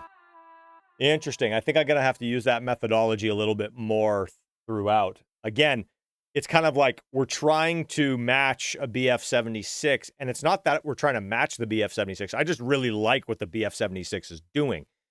And again, I'm going to keep on making these kind of like points that I'm like the point of this and what are we trying to get across. Um, if I didn't have the BF-76 and I just turned on this guy, right? If I just turned this on with this vocal, I would have set it to where I'm like, yes, that's doing what I want it to do. So if this is the one that I brought up to begin with, I probably wouldn't have set the gain reduction to the same level that I did with this one. I probably would have gone a lot harder because I wanted it to kind of solidify it more and just give it that just where it's holding it solid and it's kind of shaving transients a little bit and just holding it a little more steady. The other thing I did, I don't know if you guys saw, was I made the release a lot slower. I could hear the release kind of going back and forth a lot, even though I was trying to not pay attention to the meters. I could hear that the release was just so much more active than the BF-76. And so I was trying to match that a little bit. Now, this is kind of in a spot where it sounds similar to this, in my opinion. But the point isn't trying to match them. It's more to like getting it to the way that we want it to sound, right? And I definitely would have, even if I hadn't have heard this, I would have wanted the sound to be more compressed. So let's keep going. This is fun. Hopefully you guys don't get too bored. I find this fascinating because I've never actually, I mean, I'll do A/B tests every once in a while, but I've never like set them all up like this. Usually it's kind of, something new comes out, I'll test it out and I'll throw it up against something else, but I'm not really zoomed in unless, and I guess that's another point is like, if in order to hear the difference between something, you got to really zoom in, it's kind of like, oh, that should probably tell you that's not that like crazy, in terms of the difference between the two, right?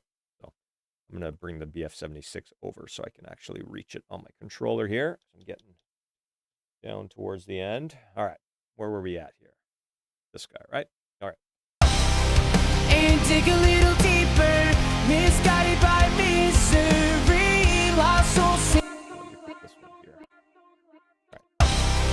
And dig a little deeper, misguided by misery, lost soul sinking to the bottom, searching for company. There's a light at the end of the tunnel, telling me to turn around.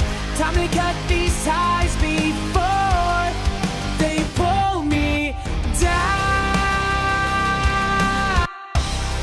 And dig a little deeper, misguided by misery, lost soul sinking to the bottom, searching for company. There's a light at the end of the tunnel, telling me to turn around. Time to cut these ties before they. And dig a little deeper, misguided by misery, lost soul sinking to the bottom, searching for company.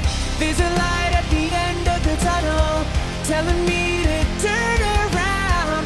Time to cut these ties before they pull me down. Wow, I'm shocked at how kind of close that one was right out of the gate. Yeah, I'm not going to talk too much about that. Let's keep doing this. This is crazy. Yeah, I mean, like the difference I'm hearing, a few people are chiming in the chat. The differences I'm hearing are very much the differences between the way, not only the release time, obviously the box tone is different. That's the biggest thing I'm noticing. Like instantly when I'm really listening for it, like one of them just has a sound, like an EQ curve that's different than the others. And then it's how it's dealing with the transients. Is it really chopping the transient off, or is it kind of letting the transient poke through a little bit? And then how quickly is it releasing? Like those are those are three things, I guess, that I'm hearing the big differences between these. And again, when I say big, relatively speaking, so far I could mix an entire for the rest of my life with any one of these that we've listened to so far. Maybe not the BF-76. Maybe not that one. I feel like I would need something that I could go a little less compressed. But it does sound really good. And dig a little deeper, misguided by misery. Okay, now we're getting to one that's like doesn't really have the same controls, and I'm not expecting it to like line up to like 1-to-1. So let's check this one out. And dig a little deeper, misguided by misery. Lost soul sinking to the bottom, searching for company. There's a light at the end of the tunnel, telling me to turn around. Time to cut these ties before they pull me down.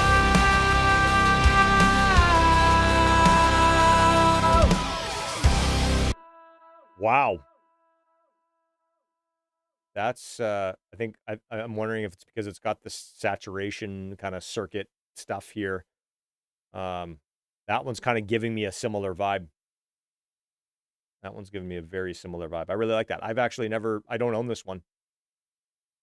I don't own this one. I just got the demo for it, and I really like the saturation, and it gives you way more control than this. This might be kind of like the option to the BF-76. It's pretty cool.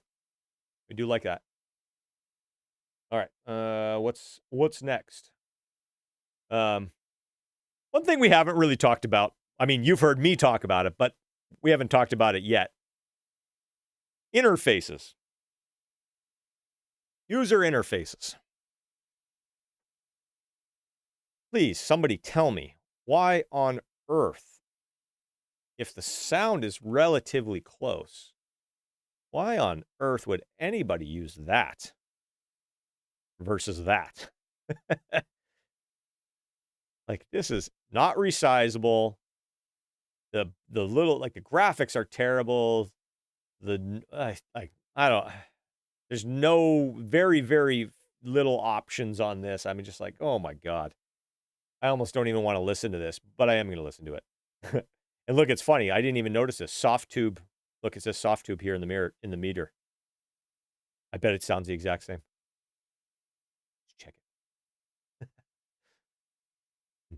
It's hilarious. Why on earth? Ugh, that's ugly. And dig a little deeper, misguided by misery. Lost soul sinking to the bottom, searching for company. There's a light at the end of the tunnel, telling me to turn around. Time to cut these ties before they pull me. And dig a little deeper, misguided by misery. Lost soul sinking to the bottom, searching for company. There's a light at the end of the tunnel, telling me to turn around. Time to cut these ties before. And dig a little deeper, misguided by misery. Lost soul sinking to the bottom, searching for company. There's a light at the end. Right?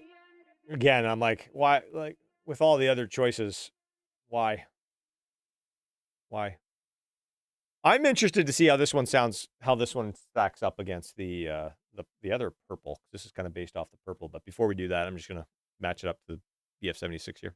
And dig a little deeper, misguided by misery. This thing's so massive, I can't even show you the whole thing here.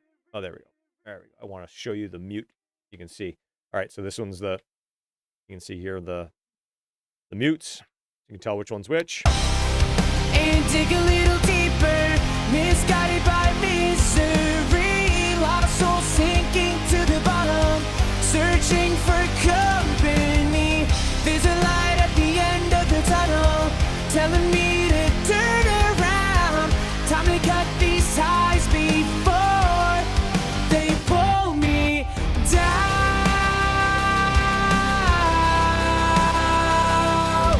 Okay. I actually like that one a lot. I used to use that. I think you can use this with ESP. Yeah, you can. I used to use this when I would track. When I'm tracking on HTX rigs, I used to use this a lot because it had a DSP mode on it. All right, let's check this next one. IK.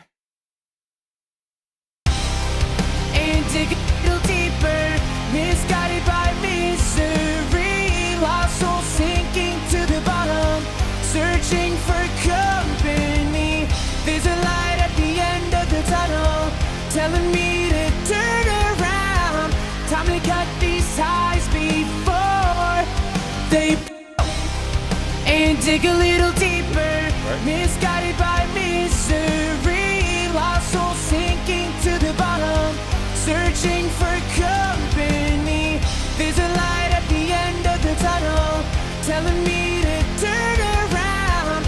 Time to cut these ties before they pull me down. And dig a little deeper, misguided by misery, lost soul sinking to the bottom, searching for company.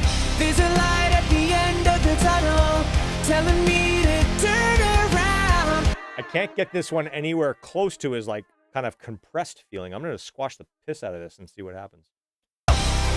And dig a little deeper, misguided by misery, lost soul sinking to the bottom, searching for company. There's a light at the end of the tunnel, telling me to turn around. Time to cut these ties before they pull me down. You just see how much harder I had to hit that to get it to kind of have a similar type of effect. Is it good? Is it bad? I mean, I'm not saying it's good or bad. It's just it highlights that I think most people, when they're comparing plugins, they don't do this, right? So they set two plugins where the settings are the kind of the same, and then when one of them sounds saturated and compressed and EQ'd, they're like, "Oh my God, that's the best plugin ever!" And it's kind of like, well, yeah, okay, cool. That's what makes that's what makes that one better. Just understand that that's kind of like what's happening there, right? Or louder. So that's the other thing. All right, so now we're getting into one that let's check this one out. This is the Mic DSP. It's I don't know if it's exactly like an 1176, but kind of ish. Dig a little and dig a little deeper, misguided by misery, lost soul sinking to the bottom, searching for company. There's a light at the end of the tunnel, telling me to turn around. Time to cut these ties before they pull me. And dig a little deeper, misguided by misery, lost soul sinking to the bottom, searching for company. There's a light at the end. Okay, that one's interesting. That one's interesting how bright it is. Like it's got a top end clarity that I don't think I've heard on any of the others yet. But I'm just, like I said, we're not really too concerned about whether it's good or bad. We just want to get them kind of set here. So this one had a really weird gain staging as well. Once I started putting signal through it, everything started going wonky. And dig a little deeper, misguided by misery, lost soul sinking to the bottom. Like that's the level difference. It's crazy. And dig a little deeper, misguided by misery, lost soul sinking to the bottom. Keep that up here for us to see it. And dig a little deeper, misguided by misery, lost soul sinking to the bottom, searching for company. There's a light at the end of the tunnel, telling me to turn around. Time to cut these ties before they pull me down. And dig a little deeper, misguided by misery. Pumping on this is crazy. And dig a little deeper, misguided by misery, lost soul sinking to the bottom, searching for. And dig a little deeper, and dig a little deeper, and dig a little deeper, misguided by misery, lost soul sinking to the bottom, searching for company. There's a light at the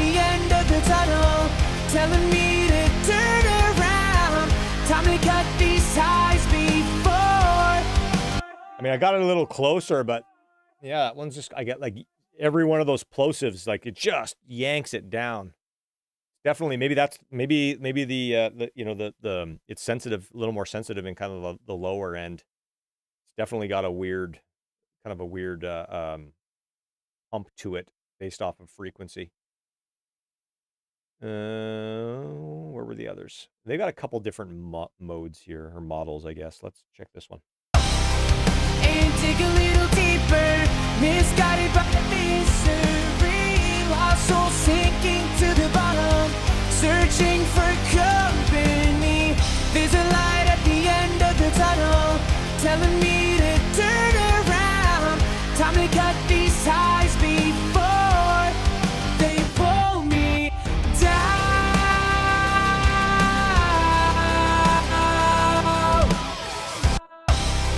And dig a little deeper, misguided by misery. Okay, I'm gonna play this. Listen to what happens on the G. I'm gonna play the Bomb Factory one first.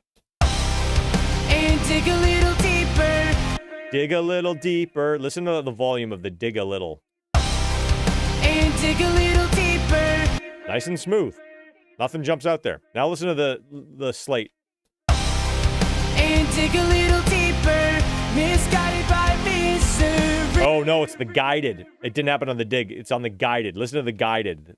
And dig a little deeper, misguided by misery, lost soul sing. That's the Bomb Factory one. It definitely jumps, but it's a little less crazy. Like it doesn't duck as nearly as much. And dig a little deeper, misguided by misery. Like the guided just absolutely gets smoked.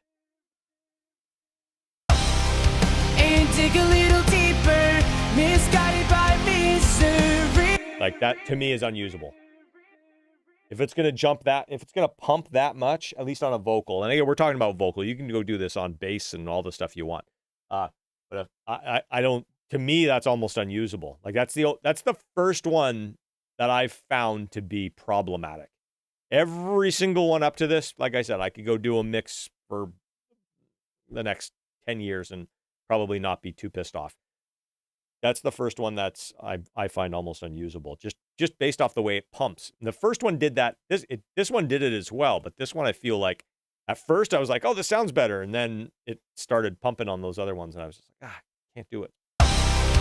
And dig a little deeper, misguided by misery, lost soul sinking to the bottom, searching for company. There's a light at the end of the tunnel, telling me to turn around. Time to cut these ties before they pull me down.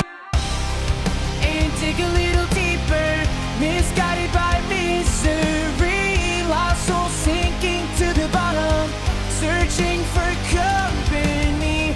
There's a light at the end of the tunnel, telling me to turn around. Time to cut these ties before. Anybody use the Blue Stripe one and know what the circuit difference is? This one sounds the best to me.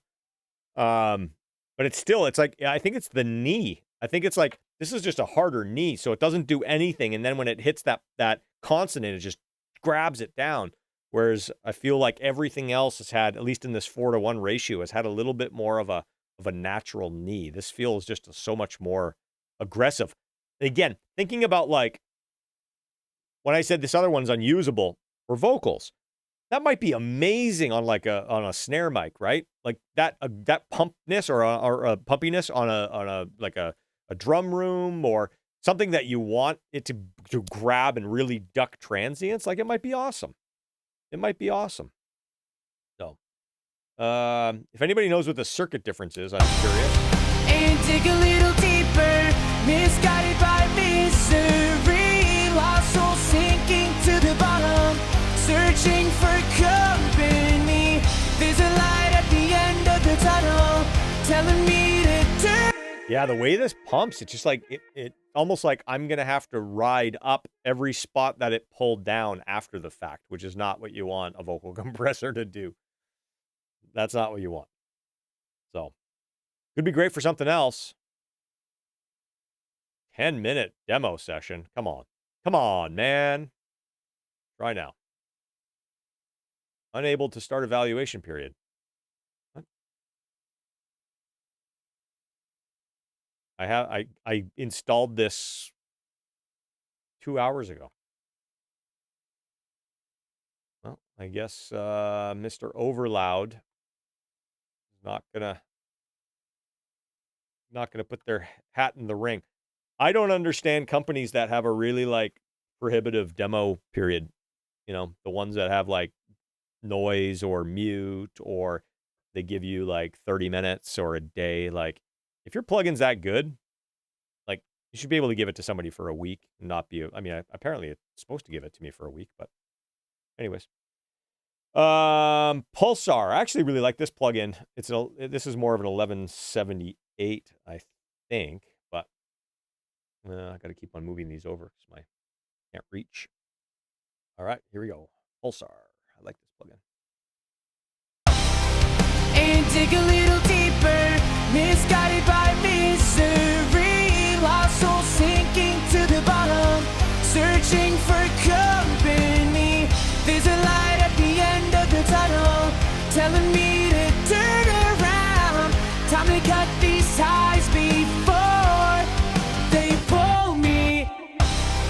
And dig a little deeper, misguided by misery, lost soul sinking to the bottom, searching for company.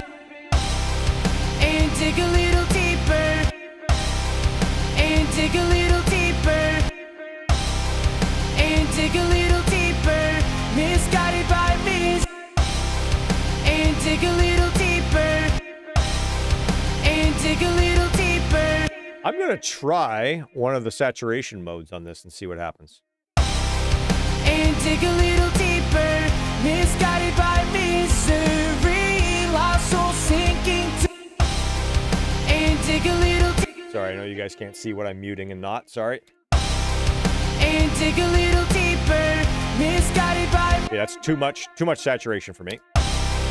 And dig a little deeper, misguided by misery, lost soul sinking to the bottom, searching for company. There's a light at the end of the tunnel, telling me to turn around. Time to cut these ties before they pull me down. And dig a little deeper, misguided by misery, lost soul sinking to the bottom, searching for company. I love it again. I love here's a great example of like, how do you, like, if you're going to make an 1176 plugin, obviously this is 1178, but if you're going to make an 1176 plugin, there's enough 1176 plugins that already kind of just do the 1176 thing. We've already listened to 10 of them. Why not add a section where you've got some different options for saturation, right? And add a cool meter and a couple different things. And look, it's got like all these different sidechain modes and sidechain EQ. Like we could build in that pre-emphasis that we were hearing on some of those other things. I'm like, this is, to me, I think I'm preaching to the choir here, but if you're going to build an emulation plugin of a piece of gear that's been around for 60, 70 years or whatever, and there's already 14 plugins of it, make it sound like the original unit. Sure, great. But then, like, what else? What else are you going to do? Like, it's got to be more. It's got to be more than that.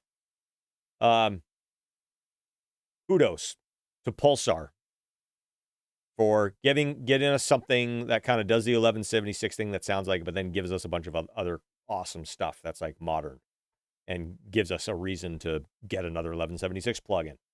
So, well done. I will endorse Pulsar. And dig a little deeper, misguided by misery, lost soul sinking to the bottom, searching for company. There's a light at the end of the tunnel, telling me to turn around. Time to cut these ties before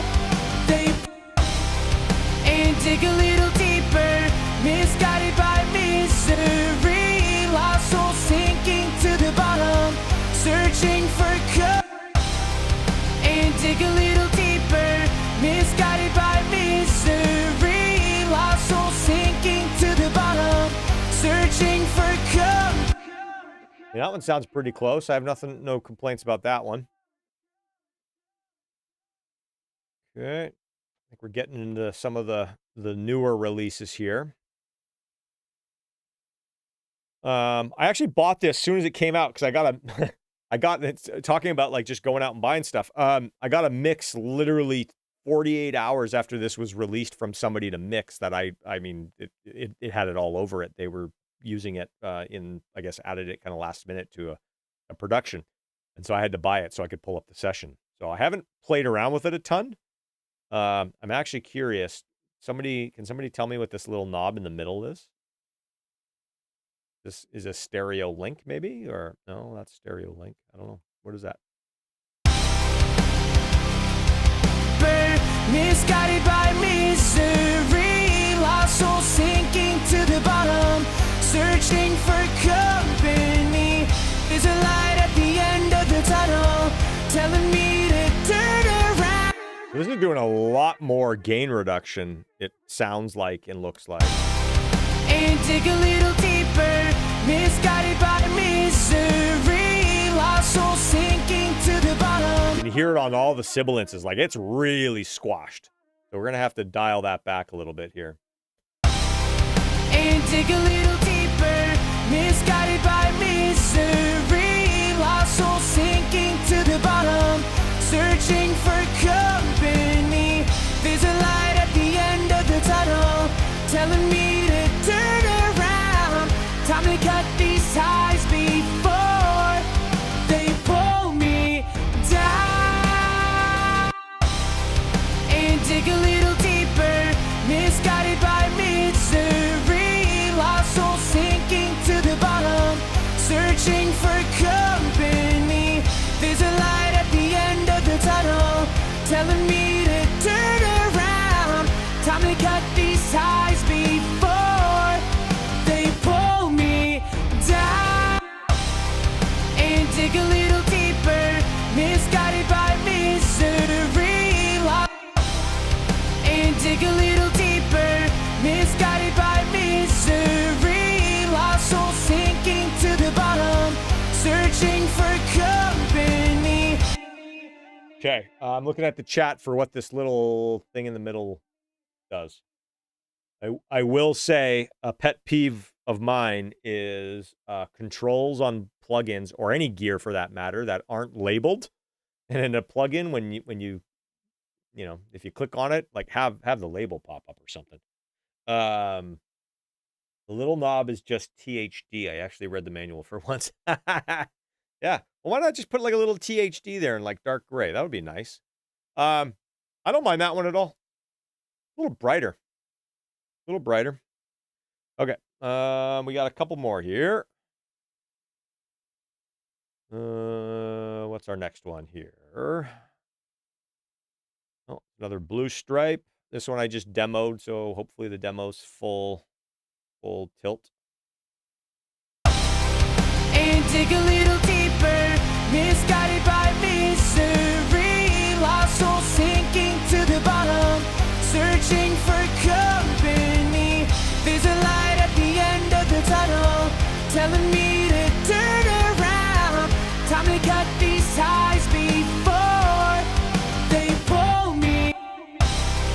And dig a little deeper, misguided by misery, lost soul sinking to the bottom, searching for company. There's a light at the end of the tunnel, telling me to turn around. Well, that one almost sounds more saturated than the Bomb Factory one. Yeah, it's nice. I hate the meter. The meter, the like the ballistics on the meter like are so laggy. It's like that's slightly distracting. But again, try not to mix with our eyes these days, right? As I tell everybody that how easily influenced I am by by graphics. And dig a little deeper, misguided by misery, lost soul sinking to the bottom, searching for company. There's a light at the end of the tunnel, telling me to turn around. Time to cut these ties before. And dig a little deeper,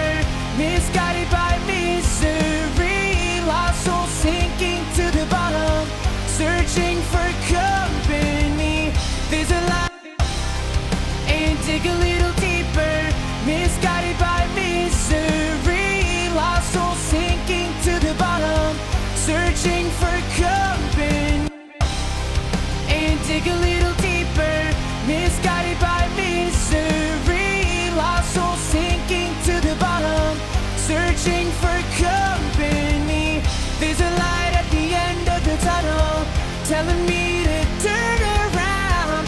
Time to cut these ties before they pull me. Yeah, that one's good too. Okay. This one I don't know much about. I've actually never even tried it. And dig a little deeper, misguided by misery, lost soul sinking to the bottom, searching for company. There's a light at the end of the tunnel, telling me to turn around. Time to cut these ties before they pull me. That one's not for me on vocals, but it could be good on something else. And dig a little deeper, by misery, lost soul sinking to the bottom, searching for company. There's a light at the end of the tunnel, telling me to turn around. Time to cut these ties before they pull me down. That one doesn't really do it for me on vocals. Could be good on something else. A little more like aggressive. Here's one that I use all the time. I'm interested to see. Obviously, it's on 1176, but I wanted to throw a couple wild cards in here just to see, like, again, how important is it if you don't have an 1176, or if you already have two or whatever, and you need to get a slightly different flavor, and you've already got something, like, you need to go buy another 1176 that does something slightly different, that has a slightly different box tone or a slightly different knee. I don't know, maybe not. I wanted to throw this in here to kind of as a little bit of a, how much does an 1176 actually sound like 1176 versus just another plug-in? Obviously, the router's based off of the distressor. The distressor can sound like a bunch of plugins, which is why or a bunch of different pieces of hardware, which is why it's so awesome. But and dig a little deeper, misguided by misery, lost soul sinking to the bottom, searching for company. There's a light at the end of the tunnel, telling me to turn around. Time to cut these ties before they pull me down.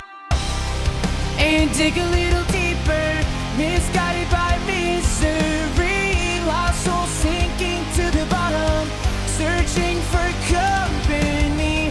There's a light at the end of the tunnel, telling me to turn around. Time to cut these ties before they pull me down. And dig a little deeper, misguided by misery. yeah, I'm gonna leave it there for now. And then here's the other wild card. So I'm gonna throw this in there just for fun. And dig a little deeper, misguided by misery. Okay, I'm not gonna leave it on clean though. Let's give ourselves a little something. And dig a little deeper, misguided by misery, lost soul sinking to the bottom, searching for company. There's a light at the end of the tunnel, telling me to turn around. Time to cut these ties before they pull. And dig a little deeper, misguided by misery, lost soul sinking to the bottom, searching for company. There's a light at the end of the tunnel, telling me to turn around. Time to cut these ties before they pull me down. Okay, so I've got them all in a spot where I feel like we could go through and like we could jump around and like listen to kind of all of them, and they're going to be in a relatively okay spot. Before we do that, I'm going to go to the chat and just kind of let's just talk about a little bit of kind of what we saw, what we liked, what we didn't like. The first question I'm going to pose to everybody here, and I'd love to love for everybody to chime in. What, on a scale of 1 to 10, how 1 being there's no difference at all and 10 being their night and day, and if I didn't have the one versus the other, I wouldn't be able to, like, get a good mix. Like, where do we think we're at here across the board? Maybe throwing out the slate ones and, what was the other one that was a little weird? Maybe throw out the slate one and the slate ones because the way that they were kind of pumping, at least we're talking about for vocals, like scale of 1 to 10, how big is the difference? 1 being no difference at all, like they'll almost phase cancel if we tried, and 10 being like I'm not even going to bother sitting down to mix a song if I don't have it, type of thing. I'm going to go to the chat. We're going to start seeing people. And like I said, there's no right or wrong answer here. If everybody, like if you're hearing a big difference, there's a difference, right? Obviously, you're hearing it through YouTube. I think if we were sitting here in the same room, you probably maybe notch it up at 1, but starting to see some numbers come in. Yeah, like it's not super significant. We've got a couple 5s in there. My kind of gut was, anywhere between a I don't know, a 2 and a 3. Maybe let's say 3, just from the sense of like, I like having certain tools do certain things. So I don't mind the idea of having 3 or 4, maybe 1176 style compressors that maybe one of them's a little brighter, one of them's more saturated, one of them's a little faster. Obviously, we're going for a kind of a very like middle of the road thing. Once we get into like snare drums or like room mics, or even a parallel drum compression, maybe we should do that actually. Once we're done this, do a little parallel drum bus. When I really want something to shave the transient off and we can see how fast they are, like having one that's like almost like abnormally fast is sometimes nice. But yeah, like we're looking here, 3, where do we got? Where do we start? 2, 3, 3, 2 to 3, 3, 4, 5, 3, 3, 4. I mean, it's not significant, right? I mean, it's just not that big of a deal when it comes to when you're actually mixing, right? Like if you had an 1176 plug-in, if you had any one of these on a vocal and as you were mixing, you're like, oh, I need the vocal to be a little brighter. Like, I don't think any of us would go and take that off and then go find a brighter 1176 and put it on, right? You'd probably just EQ it in. Or, the only thing I would say is if there was one that was too aggressive and you couldn't like back off of it, like if it was too saturated and there was no way to clean it up, then you'd probably have to go to something else. But I don't think there's anything in here that's like really that crazy, right? So, yeah, it's interesting. Very interesting. They're different, but not that different. Pretty close to my ears. Yeah, it's interesting. I'm listening on mono earbud that has weird, huge mid boost. Yeah, well, sometimes that's good. I mean, fuck, that's not NS10, like it's an Oratone, right? Mono with a mid boost on it. So I would say, just kind of scrolling through some of this stuff, like I'd almost say that, a bigger factor when choosing a plugin like this is the user interface and kind of the feature set. Like, would that be a fair statement to make? That having a better feature set, having something that maybe gives you a little bit more flexibility, something that maybe has a few more options for, I'm really surprised. Like one of the things that going through this and trying out a bunch of stuff that I'm a little bit surprised that nobody's done yet. And I'm looking to see maybe somebody has done it. Oh, hang on. Let me, Corniff stuff always has like some secret little menu somewhere, like to flip these things in back around. Oh, that's the British mode. Let's output, settings. No. What does that do? Oh, here's the analyzer. So anyways, the thing that I was going to say, the differences between all of these that I'm noticing the most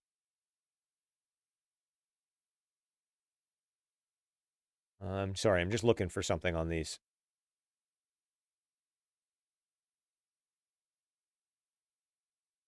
That's like the side chain down there. Yeah, so that's nice. I'm really surprised that none of these have any sort of I mean, one knob with a tilt EQ would be an interesting concept. Like so many of these where you could just, I mean, I know it's got the high frequency response but that's more like what the I guess it's kind of doing it. I mean, these kind of like high frequency emphasis is basically pumping more into the side chain, so it starts clamping down on the high frequencies more quicker. But even just like a slight kind of like character shift, like you could just very easily make any of these a little bit darker or a little bit brighter, I feel like would be a huge benefit. I'm surprised nobody's done that yet. Yeah, interesting. Very interesting. So crazy. Okay, I'm going to do something really quickly here because now that we've got them level matched, I just want to go through and here, I'm going to try something. I think if I do this on my control surface, sorry, somebody's asking if the Pulsar has that. The Pulsar had the, where's the Pulsar? Oh, there it is. The Pulsar had, this is the side chain. You can put the EQ into the side chain. I love how the Pulsar has the different saturation modes. That's awesome. I think that's huge. I think most people should do that. But I think this is just the side chain. So this is going to be like you pumping more, you know, if you wanted to have it clamp down on the S's, or you wanted to de-emphasize the low end so it didn't clamp down like the way the Slate was. You could kind of EQ out the plosive so it didn't pull those, right? So, I mean, this is extremely useful. This is huge. That's a great addition to a kind of like a more of an old school style plugin. But yeah, I just want to go through and listen. Oh, I was going to set this up. So when I clicked on one of these buttons, the insert would pop up. Okay, there. So if I do this now.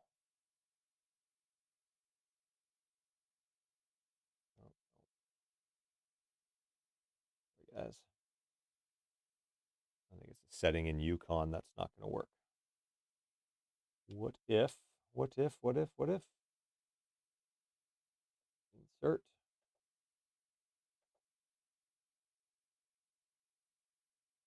There we go. Okay.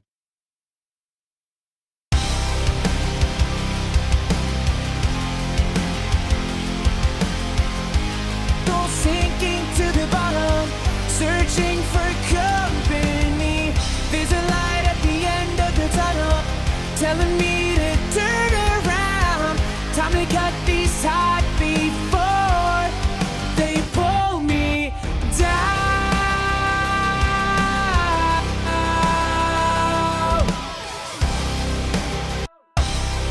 And dig a little deeper, misguided by me. And dig a little deeper, misguided by misery. Lost soul sinking to the bottom, searching for company. There's a light at the end of the tunnel, telling me to turn around. Time to cut these ties before they pull me.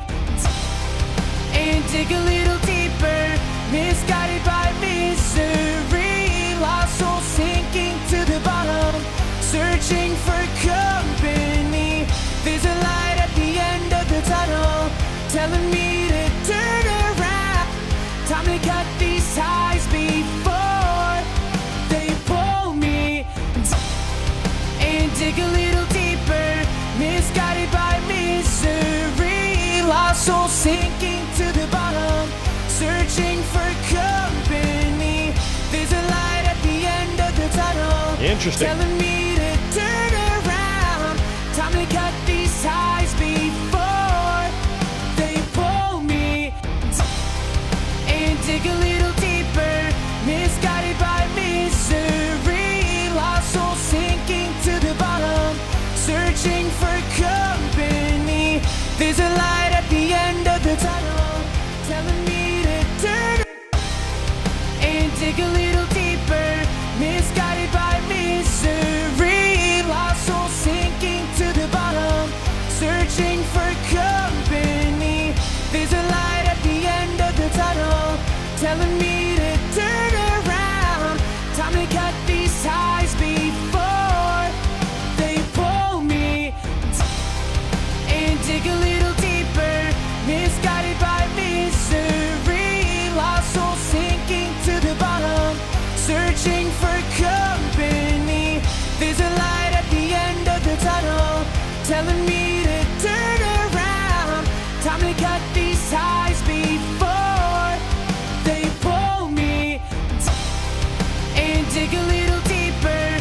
Misguided by misery, lost soul sinking to the bottom, searching for company. There's a light at the end of the tunnel, telling me to turn around. Time to cut these ties before they pull me. I would guess, and I know we went through and tried to kind of match them a little bit, but it's not we were doing any crazy EQ matching or tone matching, and we weren't pulling up plugin doctor and matching, like release times and all that stuff. I would argue there's only a few of those that if I like comped a vocal together where each line was a different compressor, there's only a couple in there that I think you could really probably pick out and say that doesn't sound the same. Like they're all like they're pretty close. Like they're not that different to where, I don't know if anybody could really dig their heels in the sand on those. But yeah, I'm gonna hit the chat one more time. The next thing I want to do, I actually want to try maybe like I'm gonna try using these for like a drum, parallel drum bus and see how we can maybe get the little more of the bombastic sound to give us a little more difference between them. So let's go to the chat real quick, and then we'll come back to that. Well, I'm curious. I couldn't watch the chat while I was trying to do like multi-mode switching here. So, everyone has their go-tos, mine being the UA. Of course, I don't have all of those either, but I do like the CLA options, and I like the dirt and the bomb factory, even though I don't have it. Yeah, and I would say probably, this has been enlightening for me. I'd say even in Pro Tools, when I click my plugin menu, like my default compression plugin is the CLA 76. After going through this, though, I'll probably change that. There's nothing wrong with it. There's a few things in here that I'm just like, oh, that's a little more flexible, and I'm not losing anything on the sound, and I'm not losing anything in regards to the user interface or functionality. The one thing that we're not looking at is CPU usage, because a lot of the times the way that I like to set things up is I like having stuff like pre-populated and on and ready to go, even if it's just in bypass or, that type of thing. So I definitely don't want my default 1176 plugin to be super CPU intensive, especially when the sonic difference is so close, So, Pulsar takes the cake. Pulsar was pretty impressive. Pulsar was really impressive. Latency is important as well. Yes, somebody mentioned here latency is a thing. Can you do a UAD 40th versus their LA2A if we have some time? Yeah, sure. There's your knee. That whatever comment that was, but yeah, there was some of them that you really hear the hard knee on them.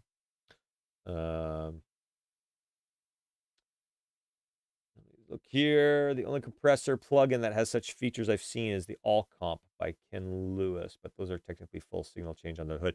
Yeah, like there's a plugin. I'm going to show you one here that is actually a really, really great plugin. As long as you're not necessarily like, you need to see something that's reminiscent of another kind of like hardware plugin. This plugin to me as a compressor, as like an all like do it all compressor plugin, this thing's incredible. It sounds great. It's got so many different features. It's got saturation built in. This to me is a really great a really great compressor plugin that doesn't necessarily have to like chase anything in particular. And the other one that I really like is it's the Boz Digital one, and it's got a bunch of different flavors on it as well. Let me show you that one. Like these are not obviously not 1176 plugins, but if you're looking for a plugin, where are you? Oh, here it is, Manic. This one here. It's got all these different modes up here that can kind of give you the various kind of the various kind of like saturation and just kind of sonic characters. It's also got a mode here that gives it a little bit of a kind of what I was talking about. I wish somebody had. It has this. Just wish somebody would do this on 1176 plugin. And it's also got the loudness relief, which is kind of cool. Like it's hard to explain what it does, but if things start getting kind of like too pumpy, you can kind of like pump that into it, and it just kind of cleans things up a little bit. But anyways, those are a couple off the cuff different plugins that are really cool that aren't 1176 based that I would recommend. As I get older, my perception of high pitched sounds becomes strange. Yes, that's called your ears are changing, my friend. That's funny. Nick Raskulinix loves the Hairball Rev A on Drum Room. Yeah, we're gonna. I think we should pull up. We got some time here. Let's pull up a few of these on drums here, because I think we should hear how it just kind of like really slams. So biggest difference to my ears are the attacks and the releases and how they pump. Yeah, there's that. For me, I found my biggest takeaway is just kind of like the overall kind of EQ curve of each one, and then also the envelope of or the knee and the way things are grabbing. Sometimes it's hard to tell. Is it the knee? Is it the shape of the knee, or is it the release times and the attack times are different, and they're just kind of creating a different envelope? But yeah.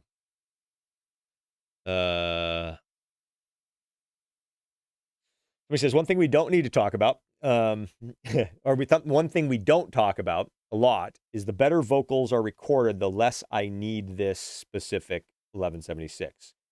I would say that most ones or all of them, yeah, like it's yes, but even like these are well recorded, and like that slate thing was just pulling down those consonants in such a weird way. So there is that to watch out for.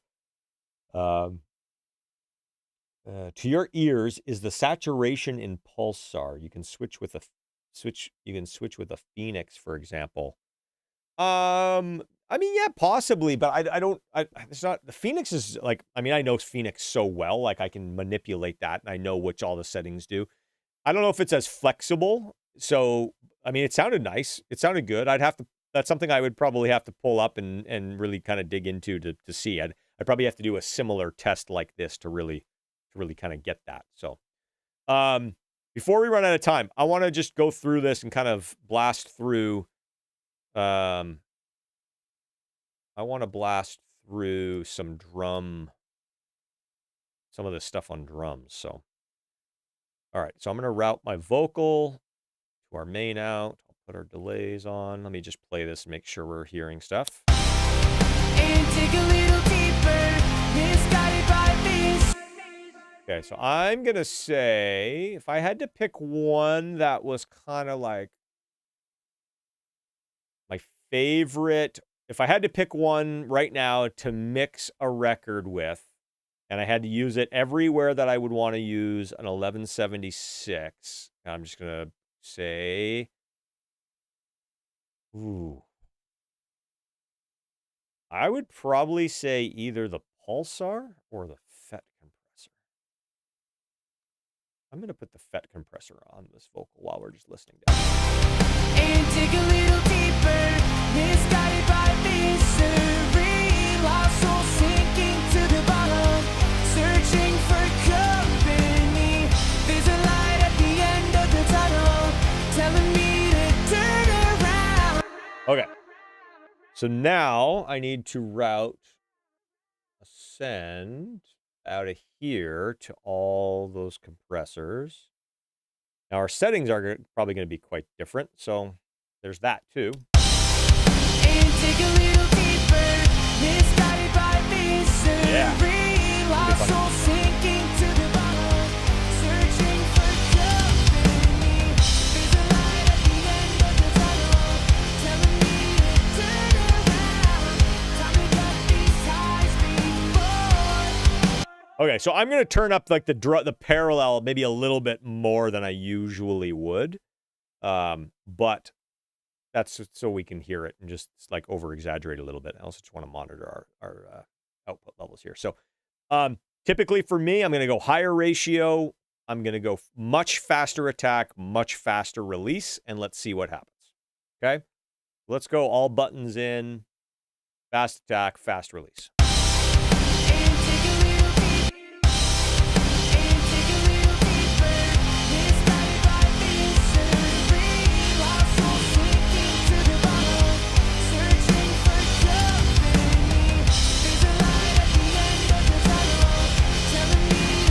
Okay, so right out of the gate, that's not fast enough for me. That doesn't it sounds okay, but it's not fast enough for me. Like you hear it going, and I'm hearing still a lot of attack on the front end. Just for my taste in what I want like a drum compressor to be able to do, that's not fast enough. So let's do the same thing here. Super fast attack, super fast release.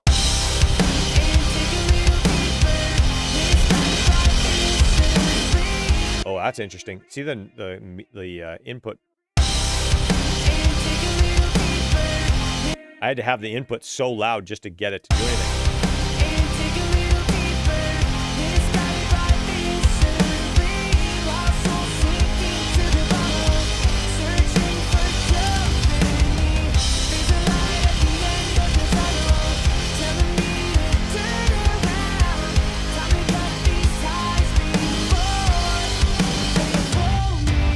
Don't love that one either.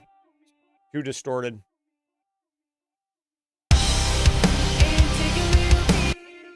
Okay, so go all buttons in. Fast, fast, fast. Better.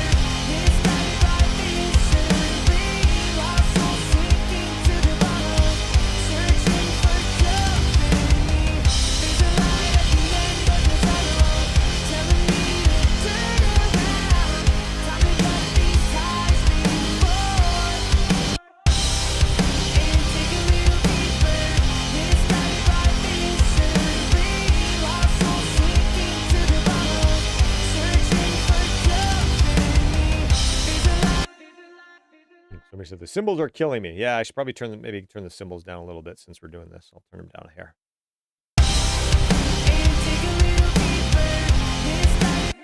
Okay.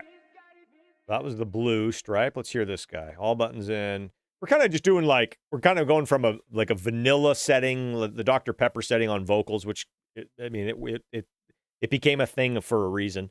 And it's kind of the default on so many of these plugins for a reason. It works really well. But we're going from kind of like a very moderate kind of use case on a vocal to like, I want to see how fast, how squashy, how smacky, like everything, right? We're just going to the full other end of the spectrum here.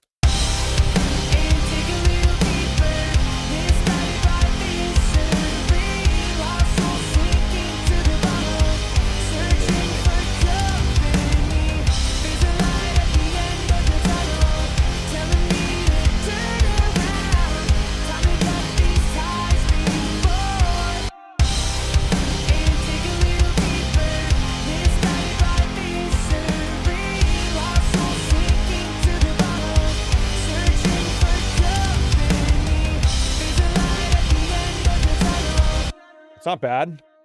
Okay, let's go to the UA stuff here.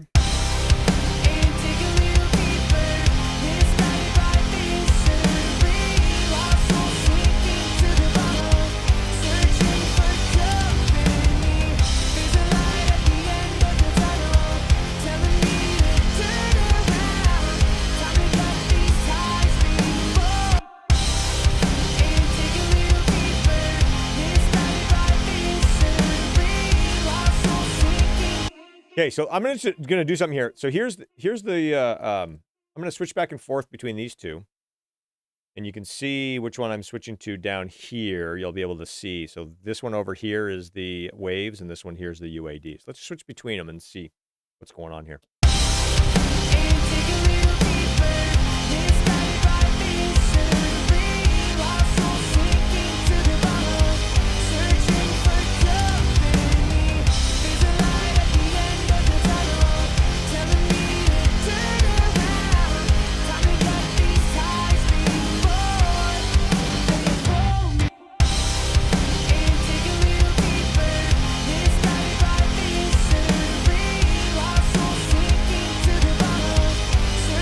That's interesting to me. It's like the CLA, I mean, the meter's way faster, but I can even hear it being faster on the release, which is interesting. It's almost like it needs to almost back up or like lay off the release a little bit, which is interesting. Okay, let's keep going here. I mean, it's so distorted. They're all kind of just sounding the same at this point, but you can hear a little bit of the difference, obviously.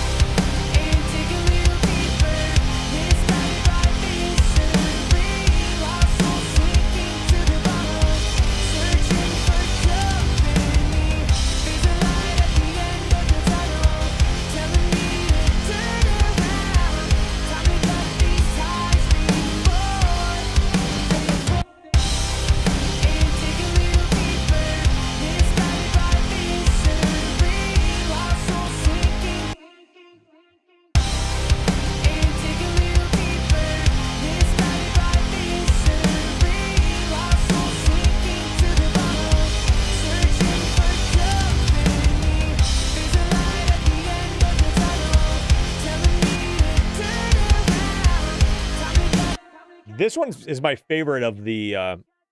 This one's my favorite on drums for the all the UAD stuff. Definitely my favorite.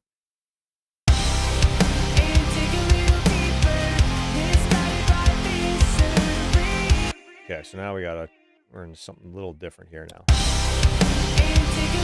Okay, British mode, all buttons in.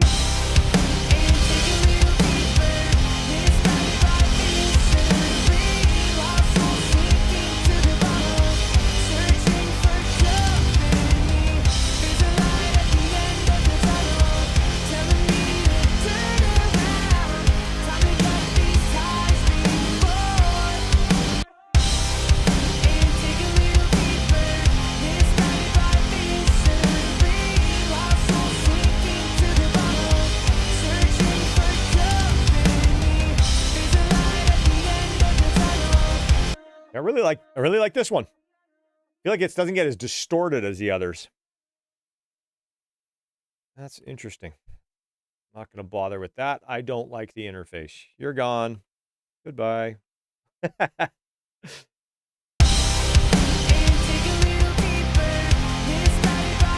all buttons.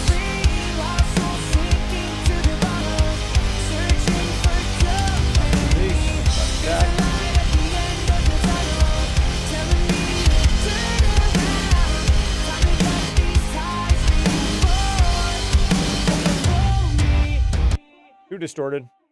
So it's interesting. Like you can see like the kind of find the edges of all this stuff, right? I don't know if we have to go through all of them, but this is something that we would probably, I would probably do on a couple different sources that I usually use 1176s on.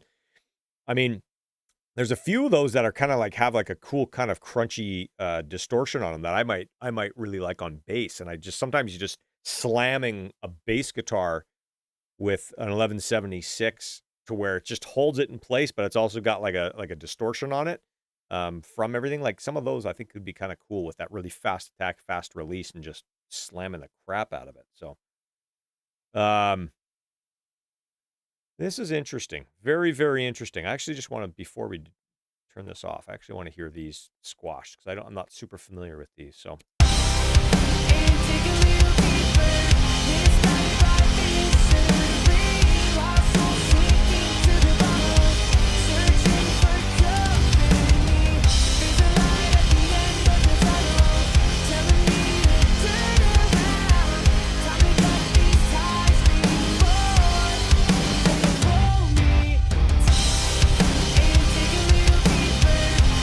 That's distorted, but I actually like that distortion. Some of the other distortions I didn't really love that much.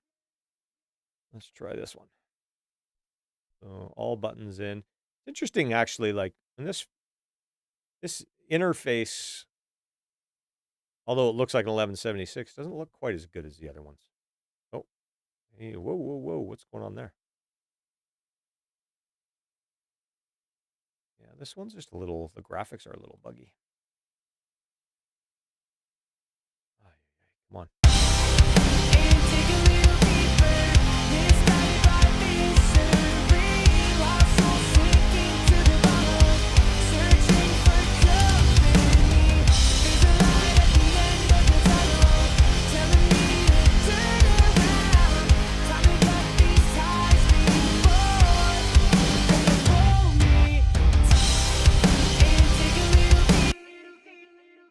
That one I think would be really good on a snare. That's got like a snap to it. That's kind of cool. It's got a big smack kind of sound on the front end, and then it releases kind of in a nice way. I like that on snare. I don't love it on this parallel drum bus, but snare I think with that would be awesome. Let's try the balcony one here. Okay, so ratio, hit all of them. You press that button. Another interface thing, like, are those buttons in or are they out? Like, yeah, it's a little too subtle sometimes when the buttons are in or out.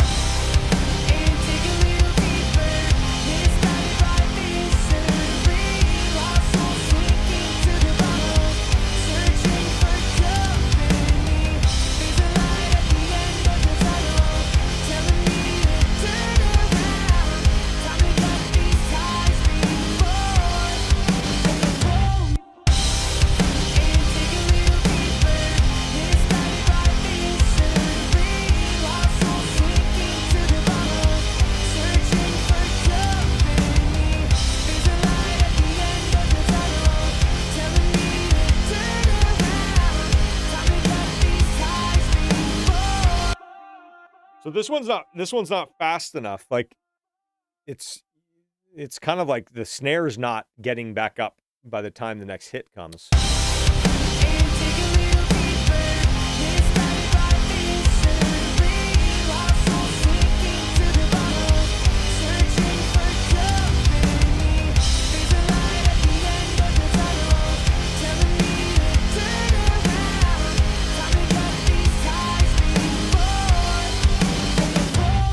It's not bad. Interesting. Very, very interesting. Key takeaways. We do not need more 1176 plugins. Please, God, for the love of God, somebody put a ban on new 1176 plugins. I think we're good.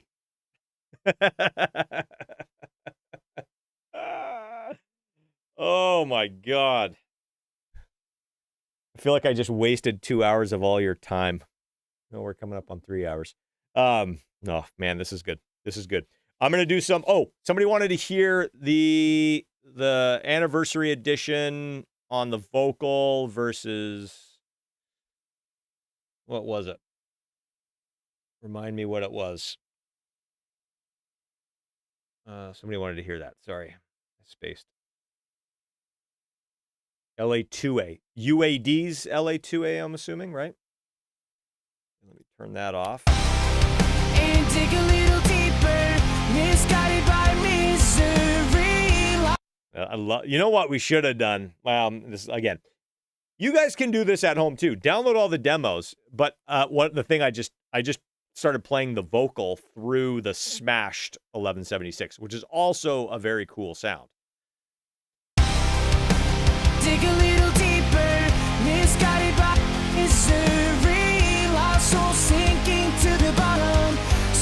searching for company.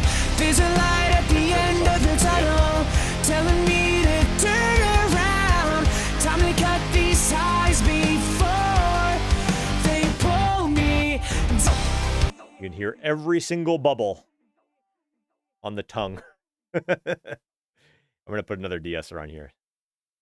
And dig a little deeper, misguided by misery, lost soul sinking to the bottom, searching for Hear the breath? and dig a little deeper, misguided by misery, lost soul sinking to the bottom, searching for company.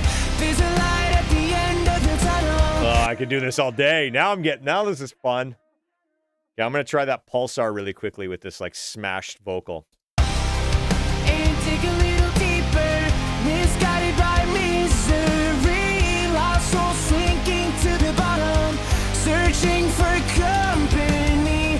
There's a light at the end of the tunnel, telling me to turn around. Time to cut these ties before they pull me. And dig a little deeper, misguided by misery, lost soul sinking to the bottom. I like. Okay, so here is where you could make the case for I need 14 1176s. If you've decided that you want that smashed vocal sound, like I really liked the Corniff for that. This one sounded awesome. Like that's that really really smashed vocal, right? Let's hear that on that 11 this one before I reset back to kind of regular mode here. And dig a little deeper, misguided by misery, lost soul sinking to the bottom, searching for company. There's a light at the end of the tunnel, telling me to turn around. Time to cut these ties before they pull me. And dig a little deeper, misguided by misery, lost soul sinking to the bottom, searching for company. Oh, sorry, the routing. This is not parallel. This is all through. Somebody in the chat asked a question. Is this parallel? No, this is right through. The drums were parallel. Vocal, this is not parallel.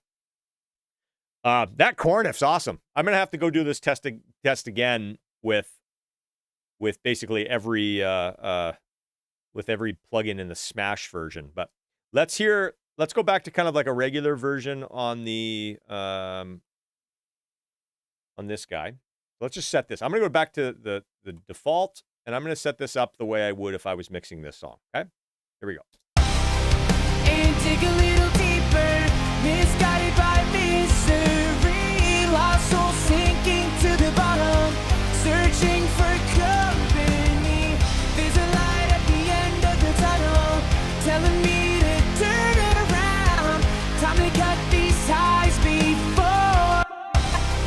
And dig a little deeper, misguided by misery, lost soul sinking to the bottom, searching for company. There's a light at the end of the tunnel, telling me to turn around. Time to cut these ties before.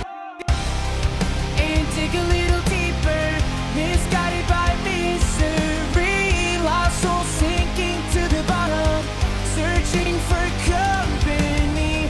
Okay, so if I was mixing this song and that plugin was on it, I just had to set it up. That's kind of what I would do. Now we want to hear that. Somebody in the chat requested we do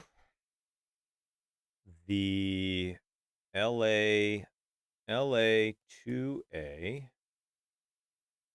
Okay, which one? There's three of them. Silver, gray, or the regular one. Chime in the chat because we're just about out of time here. We're going to do a 15-minute Q&A, the regular one, just the regular one, this one here. Okay.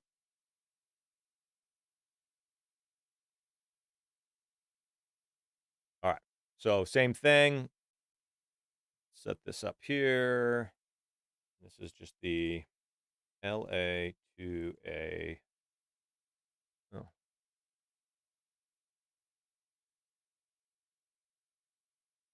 just go the regular one. So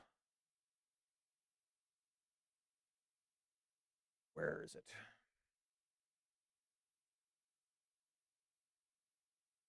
Oh, there we go, down here. Where the heck is it?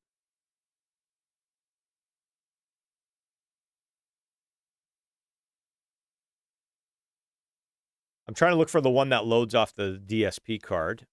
So that way we're doing apples to apples. Oh, there it is. Okay. I don't think there's a difference. I haven't really tested though, so. And dig a little deeper, misguided by misery, lost soul sinking to the bottom, searching for company. There's a light at the end of the tunnel, telling me to turn around. Time to cut these ties before they pull me. And dig a little deeper, misguided by misery, lost soul sinking to the bottom, searching for company. There's a light at the end of the tunnel, telling me to turn around. Time to cut these ties before they pull me. And dig a little deeper. Okay, and you want to know that the old school trick?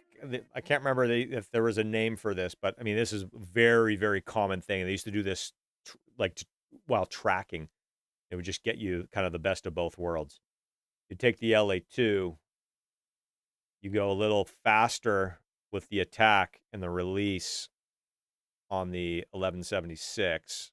And dig a little deeper, misguided by misery, lost soul sinking to the bottom. Oh, listen to the wrong thing, sorry. And dig a little deeper, misguided by misery, lost soul sinking to the bottom, searching for company. There's a light at the end of the tunnel. Okay, so I'm going to back up. The LA2 sounded kind of nice and full. Didn't sound like too squashy, but it like filled it out a little bit. Let's now listen to the 1176. So this guy going into this guy versus just this one on its own. So here it is. Here's just the LA2 on its own. And dig a little deeper, misguided by misery, lost soul sinking to the bottom, searching The other for one. company. There's a light at the end of the tunnel, telling me to turn around. Time to cut these ties before they pull me. And dig a little deeper, misguided by misery, lost soul sinking to the bottom. Yeah, that's awesome. I just got to start doing that again. I used to do that all the time, like when in the hardware days. That was a staple. I mean, it was for everybody. It wasn't anything novel, but I got to start doing that again. Somebody said try a higher ratio on the 1176. Sure, why not? And dig a little deeper, misguided by misery, lost soul sinking to the bottom, searching for company. There's a light at the end of the tunnel, telling me to turn around. Time to cut these ties before and dig a little deeper. So I find with the higher ratios, the knee gets a lot like more pronounced, and with vocals, I don't love the like the hard knees. So if you're gonna use something with that where you really hear it hit, goes from no compression to compression really quick, I typically like slower release time. So let's try that. I'm gonna go to 20 to 1 ratio and then slow the release time down. Then you got to hit it harder too. And dig a little deeper, misguided by misery, lost soul sinking to the bottom, searching for company. There's a light at the end of the tunnel, telling me to turn around. Time to cut these ties before they pull me. And dig a little deeper, misguided by misery, lost. For this particular vocal, it's a little it's a little too pumpy. It's almost doing what the Slate stuff was doing, but yeah, it's cool, really cool. Okay, any other, I feel like I'm DJ. Taking requests. It's all request hour at 7:21 p.m. here in Nashville, Tennessee. I'm taking your calls. All request all night. Any other little AB requests before we go into just like full Q&A? And then I got to get out of here. Breezy goes with LA3 after 1176. Yeah, it's very similar. It's just a little less kind of gooey. It's a little faster. Oh, interesting. Okay, somebody said here, pair of LA3s in series. Okay, let's try that. I like that idea. Let's go LA3. One in limit mode, you said? Oh, I gotta ask Garth about this. First one in limit mode, grabbing 2 to 3. Second in compressed, doing about the same to smooth it. Okay.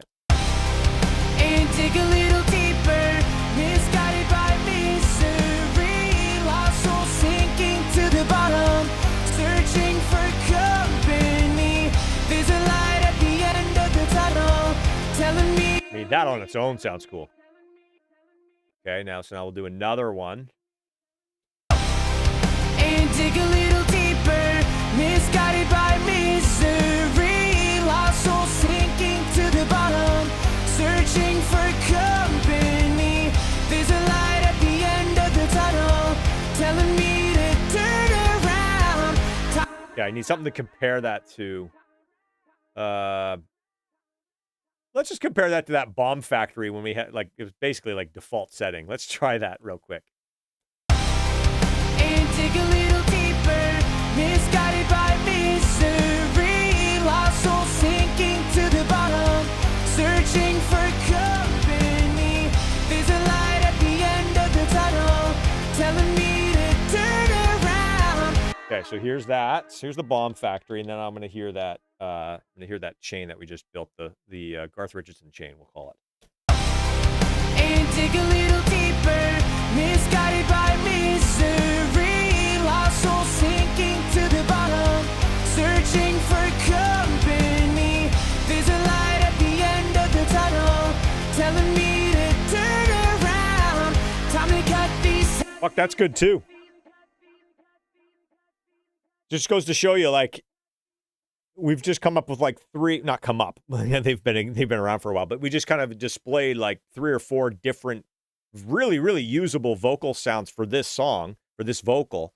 We had the cornif, which was just smashed everything like that drum sound. And then you've got this double LA3, which sounds awesome. You've got the 1176. And the Bomb Factory still sounds great. I mean, like I said, I know why people still use it. So, all right, let's do a Q&A. Oh, one thing I wanted to mention, I wanted to ask, actually. I got a new mic. I don't know if anybody's noticed. Does it sound any different than the usual live streams? Does it sound good? I think it sounds good. This video is not sponsored at all, but I've been a huge Earthworks fan for a long time. I've used their SR25s on overheads for 20 years, and somebody introduced me to them, and I was talking about like podcast mics and stuff like that. And they said, oh, we got these awesome new podcast mics. So they sent it out. So shout out, Earthworks. This is their icon. It's the USB mic. All right. Q&A. Hitting the chat. You can learn a lot from Chris and chat. Well, I don't know if we're going to go all night, but here in Brazil, we don't have such a culture on audio engineering, so the privilege to be here with you guys is such a blessing. Man, thank you so much. Thank you for being a part of it. I mean, it's pretty cool, this YouTube thing and this technology that we can, you can tune in from literally the other side of the world. So thank you. Thank you, thank you, thank you. I can't imagine it's a very a convenient time of the day there. So thank you. Appreciate that. And Poland as well, man. Well, you're always here, and I love it. Thank you for the support. I love it. Appreciate all of this. You're a wizard with golden ears and incredible wisdom. We appreciate you taking the time. You will now forever be known as Bob Ross of 1176. Oh, God. I certainly hope not. I'm going to have to do something else to get rid of that. Well, that will make me do another live stream, so that way I can be known as something other than the Bob Ross of 1176s. I'm definitely not the Bob Ross of 1176s. I don't care. I really don't. Oh, that's great. Q&A question. What do you think about the Aphex exciter on the master bus? And if so, then at the end of the chain or where? I have never loved, like, I used to use Dolbys a lot, which are a little different than Aphexes, and then also the BBE, which is kind of like the Aphex. I've never been a fan of them, like, straight up across the mix bus. I pick and choose, or I can go on certain like subgroups. So maybe like if you're looking for that hype on like background vocals and drums or whatever. I've never had much luck with it. I've tried I tried the Dolbys. I tried the like I said, I've tried the Aphex. I've tried the BBE when we had a hardware unit. I've tried that on the mix bus. Feel like there was another like hype box. I'm trying to remember what it was. Just never had much luck with them. So parallel, yeah, different story. Parallel can work, and then like I said, on specific things, but doesn't mean it can't work for you though. What's your thought on NAMA2 plugins? NAM 1176, etc. Is that like the neural modeling stuff, or is that a brand? I'm not familiar. So might have to clarify there. So, what are you referencing on these days? Headphones, car speakers, AirPods, etc. All of the above. All of the above. My studio here is good. It's got a few weird things that I still have to go and kind of test. Pretty much my studio in LA before I moved, when I wasn't even there for very long. I just built it and moved probably less than a year later. It's kind of the only studio I've ever really been able to like not bother referencing outside, because after doing it enough, me like, well, I'm not changing anything. It sounds the way it is. So here, yeah, I'm still I've got my Neumann 310s, which I like. I know them very well. I've kind of learned the room, but I still like listening in my car. I still like listening on AirPods, just kind of like out of the studio, not mixing on them. And then some sort of like small, kind of like not great speaker, like an old computer speaker, or like a Bluetooth dock kind of thing, something like that. So all of the above. I mean, if before I'm sending out a mix, like before something's like being done, like we're signing off, everybody's signing off and it's final, like I want to make sure I've listened on a bunch of different stuff. So it's well worth the extra 5 minutes it takes to listen on 5 different things. That 25 minutes or a half hour is well worth it. Just don't start chasing things. Like, that's the thing. I find people, like, they'll go listen on their laptop and they'll be like, yeah, but the kick's not big. It's not supposed to be big on your laptop. Like, you're just supposed to be able to hear it. Make sure it doesn't disappear. So just don't start chasing things, because then you can really, like, make it, instead of making it sounding really good on a good system and, like, pretty good in the car and, like, okay everywhere else, you just make it sound kind of mediocre everywhere. And I don't love that. So. Been reading about Nickelback in early sessions, and it sounds like you have been working with them for some time. I've read Joey Moy, Canadian, as well. Did you guys ever work together? We haven't really done like a project together, but I met Chad, I met Chad through Tommy Lee, early 2000s. And then we were working on a Tommy Lee solo project, and Chad came and collaborated on it. But he would then, because I think he liked the chop shop and kind of the setup there. When he would come to LA to work, him and Joey, where Joey was producing everything at the time, they would come and use the chop shop. So I would engineer for them when they would come down and do, whether it be Nickelback stuff or songwriting sessions or anything like that. Here's a little trivia for you. I think I've mentioned this before on the live streams, but it's funny when I tell people, they're like, no way. So on the Nickelback song Rockstar, Billy Gibbons, from ZZ Top does all those voiceovers where he does like the low voice, like the call and answer things.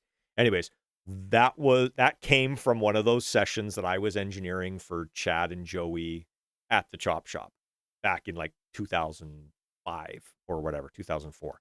But no, Joey's incredible, and he's kind of become the main man here in Nashville. He's like just absolutely killed it. And I love a lot of Joey's work, and definitely big fan of his work. But we've never done like a project together. So, what else? Neural amp modeler. Haven't played around with it much, so I can't say. Thanks for clarifying that.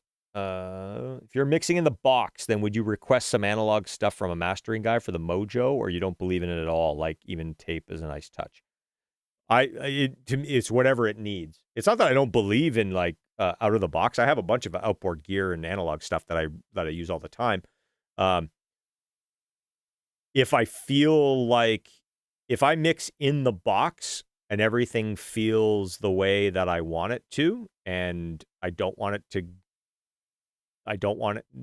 get quote unquote kind of like analog-y, transients more shaved off, maybe a little bit of high-end saturation, maybe like a kind of a little bit of a cloudy, a little more clouded bottom end, something like that. If I don't want that, I don't want any tape, even if it's all in the box.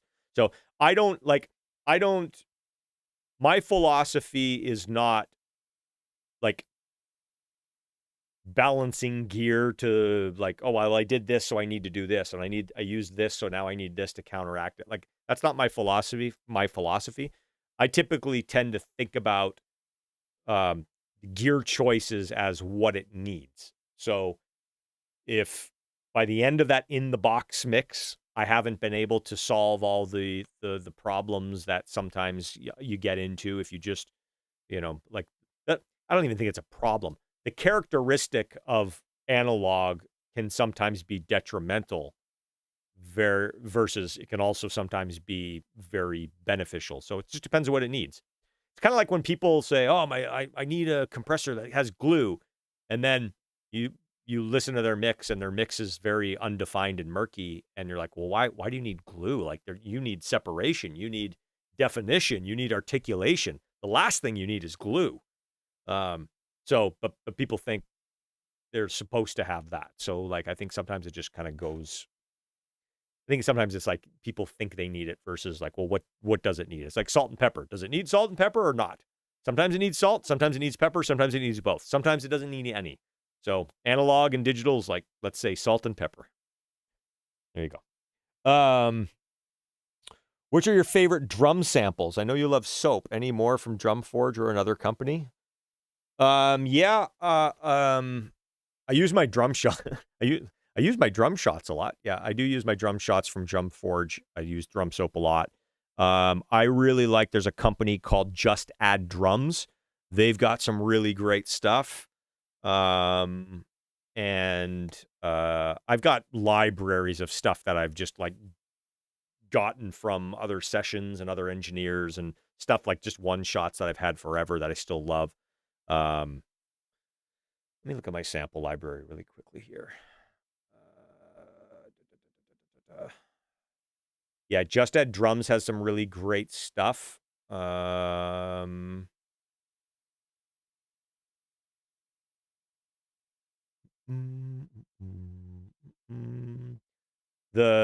Jacob Hansen stuff is really good as well, depending on stylistically what you're liking. Like, that stuff's really great. Some of the GGD stuff is pretty great. Yeah, I mean, there's lots of awesome stuff, but I'd say between like the Drum Forge stuff, the GGD stuff, Just Add Drums, Hanson Audio, like that's a pretty good one. Also going on Splice and just like finding samples on Splice, like one shots is also pretty cool. So, all right, invest in yourself rather than relying on equipment. Yeah, yep. Why not? Yep, for sure. Show us the sample folder. Here. Well, I'll show you. I'm not going to show you the sample folder of all the stuff, but I mean, this is my sample drive. I don't know if you can see that. It's kind of small, but got a bunch I always categorize my stuff by the company, and then inside of it have all the different stuff. So like got all the drum forge stuff, the just add drums. They've got a bunch of stuff in here that's really good. So yeah, it's all good. It's like flavors. You got to find what flavor you like, and then typically like you kind of when you're listening to like either presets or drum samples or even plugins, sometimes it's almost like you're hearing the ears of the person that made it, right? Because they're not going to put it out unless they like it. So I notice like with certain sample libraries, like across everything, they'll have like kind of like a certain top end or a certain bottom end. And it's almost like I can imagine what that person likes based off of like how they produce their drum samples or how they hear things. Um, and so once you find like kind of like a library that's produced by the same guys, you kind of get an idea as to like how that's going to sound, and most of their stuff's going to kind of be in that realm. So, thank you very much, guys. Okay, I am gonna call it a night. Thank you, thank you, thank you. We are going to try to do this more often. This was fun. It was, as usual, long-winded, and you know, if anybody's significant other happened to be in the other room, they're probably like, "What are you guys doing? You guys are nerds." But it's fun. It's fun, and doing tests like these. I'm going to do these anyway, so I might as well just hit the live button and let you guys chime in, have some good conversation, and be able to go back and forth on some of this stuff. Yeah, it's fun. It is really fun. Just do as a closing request. If you're not already signed up for the newsletter, please do so. Go to the click. I think you can click in the link down in the description in YouTube here. And also, please go check out the course. Even if it's something that you're like, it's too long. I don't want to see somebody make a record top to bottom. I just want to like kind of pick and choose a few things. Just go check it out, see if it's for you. And if it's not for you, I would love, shoot me a message and be like, yeah, if it was like this, I would do it. Or I'd really be interested. Yeah, I think that's it. Hope everybody's has a great weekend, and we will see you on the next one. Thank you guys. Take care.